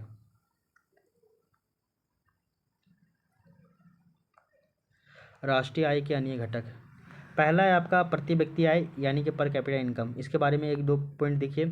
प्रति व्यक्ति आय की गणना वास्तविक जीडीपी या फिर वास्तविक एनएनपी को मध्यवर्ती वर्ष की जनसंख्या से विभाजित करके ज्ञात किया जाता है। तो जब हम लोग को प्रति व्यक्ति आय निकालना है तो ये क्या करेंगे, जो आपका रियल जीडीपी है या फिर जो आपका रियल एनएनपी है इसको मध्यवर्ती वर्ष की यानी कि मिड ईयर की जनसंख्या से विभाजित कर देंगे, तो इसको जो है हम लोग को पर कैपिटा इनकम प्राप्त हो जाएगा। दूसरे शब्दों में, जब मध्यवर्ती जनगणना से वास्तविक जीडीपी को विभाजित किया जाता है, यानी कि जब मध्यवर्ती जनसंख्या को, मिड ईयर पॉपुलेशन को रियल जीडीपी से डिवाइड कर देंगे तो उससे जो प्राप्त होता है उसी को हम लोग प्रति व्यक्ति आय कहते हैं। प्रति व्यक्ति आय से प्रत्यक्ष कर को जो घटा देते हैं, देखो प्रति व्यक्ति आय से जब हम लोग डायरेक्ट टैक्स को घटा देते हैं तो वही आपका प्रयोज्य आय निकल के आता है, यानी कि डिस्पोजेबल इनकम निकल के आ जाता है। बोला जा रहा है कि प्रति व्यक्ति आय में प्रत्यक्ष कर को घटाकर प्रयोज्य आय यानी कि डिस्पोजेबल इनकम ज्ञात किया जाता है, जिसे व्यय करने के लिए व्यक्ति या फिर फर्म जो है वो स्वतंत्र होते हैं। एग्जाम्पल, 5 लाख सैलरी मिला तो पूरा पैसा आप खर्च नहीं कर सकते हो, बिकॉज इसमें कुछ पैसा गवर्नमेंट का भी है, मीन्स प्रत्यक्ष कर। अब डायरेक्ट टैक्स देने के बाद जो पैसा आपके पास बचा है आप उसी को ही खर्च करोगे ना, यानी कि वही आपका डिस्पोजेबल इनकम हो गया। ठीक है, आगे देखिए, पीसीआई यानी कि पर कैपिटा इनकम में टैक्स को घटा देने पे जो है जो अमाउंट बच रहा है वही आपका प्रयोज्य आय यानी कि डिस्पोजेबल इनकम होता है। इसके अलावा प्रति व्यक्ति आय को मुख्य संकेतक माना जाता है। देखो, प्रति व्यक्ति आय को यानी पर कैपिटा इनकम को हम लोग आर्थिक विकास यानी कि इकोनॉमिक डेवलपमेंट का जो है वो मुख्य संकेतक यानी कि मेन इंडिकेटर्स मानते हैं। क्यों? क्योंकि इसके द्वारा लोगों के जीवन स्तर में होने वाले सुधार को मापा जाता है। तो पर कैपिटा इनकम के माध्यम से लोगों के जीवन स्तर में जो भी सुधार हो रहा है उसको हम लोग काउंट कर सकते हैं। इसके द्वारा प्रति व्यक्ति उत्पादन को भी ज्ञात किया जा सकता है और यह आय के औसत वितरण को भी बतलाता है। इसके अलावा इसके अलावा इसके द्वारा जो है वो घरेलू बचत में होने वाले वृद्धि और कमी को भी मापा जा सकता है। ठीक है, तो ये भी याद रखिएगा। तो इसके द्वारा यानी कि पर कैपिटा इनकम के द्वारा घरेलू बचत में होने वाला जो भी वृद्धि है उसको भी मापा जा सकता है। और पर कैपिटा इनकम के द्वारा लाइफ स्टैंडर्ड को भी माप सकते हैं लोगों के जो है वो प्रति व्यक्ति उत्पादन को भी हम लोग माप सकते हैं। इसके आय के औसत वितरण को भी इसमें मापा जा सकता है। इसके अलावा घरेलू बचत में होने वाला जो वृद्धि है उसको भी हम लोग माप सकते हैं। इसके अलावा बोला जा रहा है कि लेकिन कुछ आधारों पर इसकी जो आलोचना भी की जाती है। देखो, कुछ कुछ आधारों पे जो है वो पर कैपिटा इनकम की आलोचना भी की जाती है। एग्जाम्पल के लिए, इसके द्वारा आय के वास्तविक वितरण या फिर आर्थिक समृद्धि को मापा नहीं जा सकता है। देखो, पर कैपिटा इनकम के द्वारा आय के जो है वो वास्तविक वितरण और आर्थिक समृद्धि को मापा नहीं जा सकता है। एग्जाम्पल के लिए, एवरेज में अंबानी का और हम लोग का सभी का आय को जोड़ दिया जाता है और यही आपका औसत निकाला जाता है। तो ये सही है क्या? नहीं है ना। इसके अलावा बचत प्रवृत्ति की संस्कृति हमारे देश में अधिक है और जिस कारण लोगों के जीवन स्तर में पर कैपिटा इनकम की वृद्धि के साथ सुधार नहीं होता है। अतः प्रति व्यक्ति आय जीवन स्तर को मापने में पूर्ण रूप से सक्षम नहीं होता है। देखिए, हमारे देश में ना बचत प्रवृत्ति की एक संस्कृति हमारे देश में चलती आ रही है। ऐसे में हमारे पास पैसा आ भी जाता है ना, तो फिर भी हम लोग का जीवन जीने का तरीका में एकाएक चेंज नहीं होता है। देन ऐसे में आप पर कैपिटा इनकम के माध्यम से जीवन स्तर को सही तरीके से नहीं माप सकते हो। ठीक है, इसके अलावा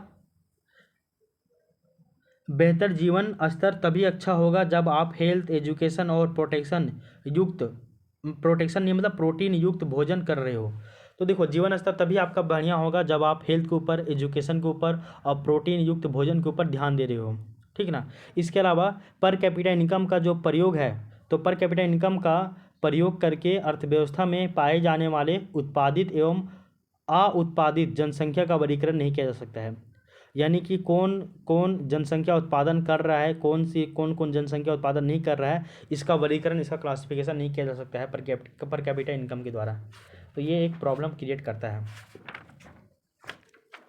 आगे देखो, एक पॉइंट और भी है, उसको भी याद रखिएगा कि पर कैपिटा इनकम के द्वारा विकास के अन्य पहलुओं जैसे कि लैंगिक विकास, जेंडर डेवलपमेंट, सामाजिक विकास, सोशल डेवलपमेंट, पर्यावरणीय विकास यानी कि इन्वायरमेंटल डेवलपमेंट, इन सभी को नहीं मापा जा सकता है।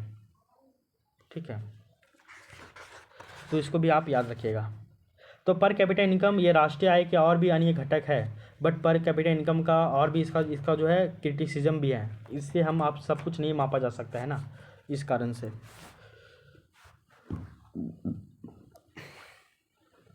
तो इसको भी आप जो है वो ध्यान में रखिएगा।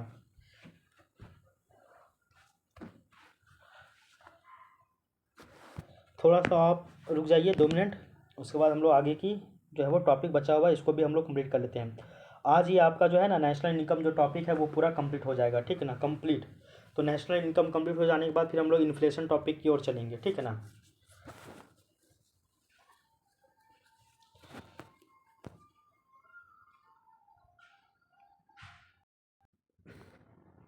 तो ये आपका पर कैपिटा इनकम जो कि राष्ट्रीय आय का अन्य घटक है, इसको भी हम लोग यहाँ पे देख लिए हैं। और फिर आपका पर कैपिटा इनकम का जो है इसकी आलोचना होती है, इसका क्रिटिसिज्म होता है, उसको भी हम लोग देख लिए हैं। इसके अलावा अब हम लोग जीडीपी और आर्थिक कल्याण के बारे में देखेंगे। तो बोला जा रहा है कि जीडीपी को आर्थिक विकास एवं कल्याण का महत्वपूर्ण सूचक माना जाता है। तो जो जीडीपी है, जीडीपी को आर्थिक विकास यानी कि इकोनॉमिक डेवलपमेंट और वहीं कल्याण यानी कि वेलफेयर का महत्वपूर्ण सूचक यानी कि इंडिकेटर्स माना जाता है। इसके अलावा आर्थिक कल्याण का शाब्दिक अर्थ जो है वो प्रति व्यक्ति अंतिम वस्तुओं एवं सेवाओं की उपलब्धता होती है। तो प्रति व्यक्ति अंतिम वस्तु और सेवा की उपलब्धता, तभी आपका आर्थिक कल्याण कहलाएगा। आर्थिक कल्याण कहने का मतलब है कि आप जो है वो इकोनॉमिक वेलफेयर यानी कि सभी व्यक्तियों तक, अंतिम व्यक्तियों तक, मतलब सभी व्यक्तियों तक गुड्स एंड सर्विसेज की पहुंच है, उपलब्धता है, तो वही आपका आर्थिक कल्याण कहलाता है। तो जीडीपी को आर्थिक विकास एवं कल्याण का महत्वपूर्ण सूचक माना जाता है और आर्थिक कल्याण का जो शाब्दिक अर्थ है वो प्रति व्यक्ति अंतिम वस्तुओं एवं सेवाओं की उपलब्धता होती है। और यदि किसी अर्थव्यवस्था में कुछ लोगों के लिए अंतिम वस्तु एवं सेवा उपलब्ध ना हो तो ऐसे व्यक्तियों को वंचित व्यक्ति या फिर वंचित समूह कहा जाता है।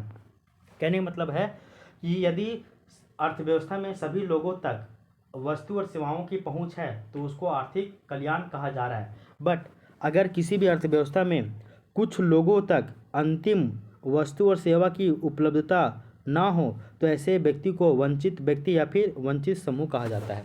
ठीक है, सब कुछ उपलब्ध है, किसी चीज़ से वंचित नहीं है, फूड, हेल्थ, एजुकेशन, वाटर सभी चीज़ से आपको फुलफिल है तो यही आपका आर्थिक कल्याण है। और कुछ नहीं है तो यही आपका बहुआयामी गरीबी है, मल्टी डायमेंशनल पॉवर्टी है, और जिसको दूर करना गवर्नमेंट का काम होता है।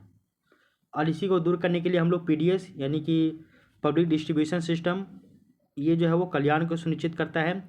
यानी कि जो भी डिप्राइव सेक्शन है, जो कि वंचित वर्ग है, जिनके पास वस्तु और सेवाएं नहीं पहुंच सकी है, उनको पहुंचाना है।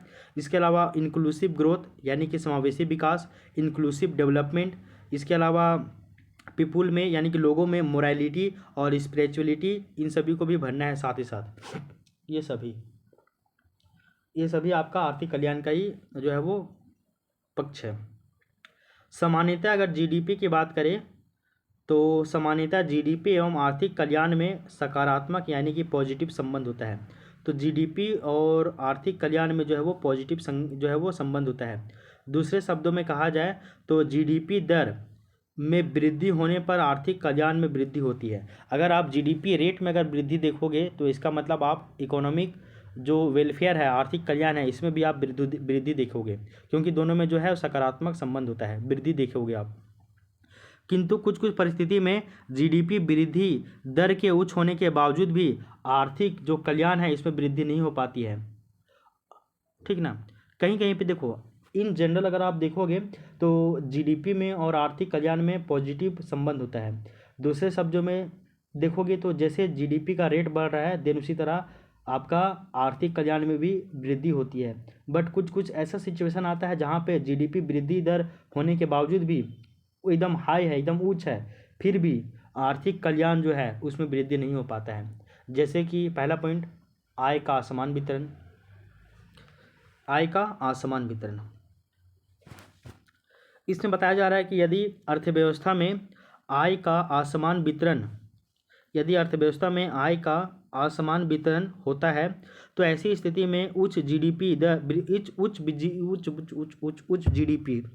यदि अर्थव्यवस्था में आय का असमान वितरण होता है तब ऐसी स्थिति में उच्च जीडीपी वृद्धि दर के बावजूद अर्थव्यवस्था में वंचना की स्थिति विद्यमान रहती है। आय का असमान वितरण, 100 रुपया है और आपके पास 10 आदमी हैं, सभी 10 आदमी को अगर आप 10 रुपया दे दीजिएगा तो यहाँ पे आय का समान वितरण हो जाएगा। लेकिन कहीं कहीं पे दिखेगा कि 100 रुपया है, 100 रुपया में से 80 रुपया एक आदमी के पास है और 9 रुपया मतलब और 20 रुपया 9 आदमी के पास है। क्लियर, ऐसा, तो ये आय का असमान वितरण होगा। तो वही बोला जा रहा है कि यदि अर्थव्यवस्था में आय का असमान वितरण होता है तब ऐसी स्थिति में उच्च जीडीपी वृद्धि दर के बावजूद भी अर्थव्यवस्था में वंचना की स्थिति विद्यमान रहती है अगर आय का असमान वितरण रहे। वंचना की बात करें तो किससे, तो भोजन से वो वंचित रहेगा, पोषण से, स्वास्थ्य से, शिक्षा से, और ये सबकी असुरक्षा होगी उनके पास। और साथ ही साथ कुपोषण, भूखमरी भी ये सभी वंचना में ही आएगा। इसके अलावा कभी कभी कुछ वस्तुओं के अत्यधिक उत्पादन के बावजूद भी आर्थिक कल्याण में वृद्धि नहीं होती है। जैसे सेवा से संबंधित वस्तु प्लस सेवाओं के उच्च उत्पादन के बावजूद लोगों के कल्याण में प्रत्यक्ष वृद्धि नहीं होती है। ठीक ना, तो ये भी है कि जब कभी चीज़ों का जो है गुड्स एंड सर्विसेज का बहुत ही अधिक उत्पादन हो भी जाएगा, बहुत ही अधिक उत्पादन होता है, उसके बावजूद भी इकोनॉमिक जो वेलफेयर है, आर्थिक कल्याण है, इसमें वृद्धि नहीं होती है। जैसे कि सेवा से संबंधित वस्तुओं प्लस सेवाओं के उच्च उत्पादन के बावजूद भी लोगों के कल्याण में प्रत्यक्ष वृद्धि नहीं होता है। कभी कभी उच्च जीडीपी दर के बावजूद भी कुछ लोगों पर उच्च आर्थिक विकास का प्रभाव नकारात्मक होता है। कभी कभी एकदम जीडीपी रेट जो है ना बहुत ही हाई है, फिर भी इसके बावजूद भी कुछ लोगों के ऊपर जो उच्च आर्थिक विकास का जो प्रभाव है वो आपका नेगेटिव रहता है, और जिसका प्रत्यक्ष संबंध पर्यावरण के विकास से जुड़ा होता है। जैसे औद्योगिकीकरण के कारण भारत के अधिकांश नदियों का जो जल है वो का प्रदूषित हो गया है, और जिसका प्रत्यक्ष नकारात्मक प्रभाव लोगों के जीवन में देखा जा सकता है। आप एक तरफ तो आपका जीडीपी रेट बढ़ रहा है, इंडस्ट्रियलाइजेशन हो रहा है, बट इसके बावजूद भी उच्च आर्थिक विकास के बावजूद भी आपका उसका जो है वो नकारात्मक प्रभाव पड़ रहा है। आपके यहाँ पे औद्योगिकीकरण हो रहा है, देन ऐसे में भारत के अधिकांश नदियों का जो जल है वो प्रदूषित हो गया है, जिसका प्रत्यक्ष नकारात्मक प्रभाव जो है लोगों के जीवन स्तर में दिख रहा है, लाइफ स्टैंडर्ड में दिख रहा है।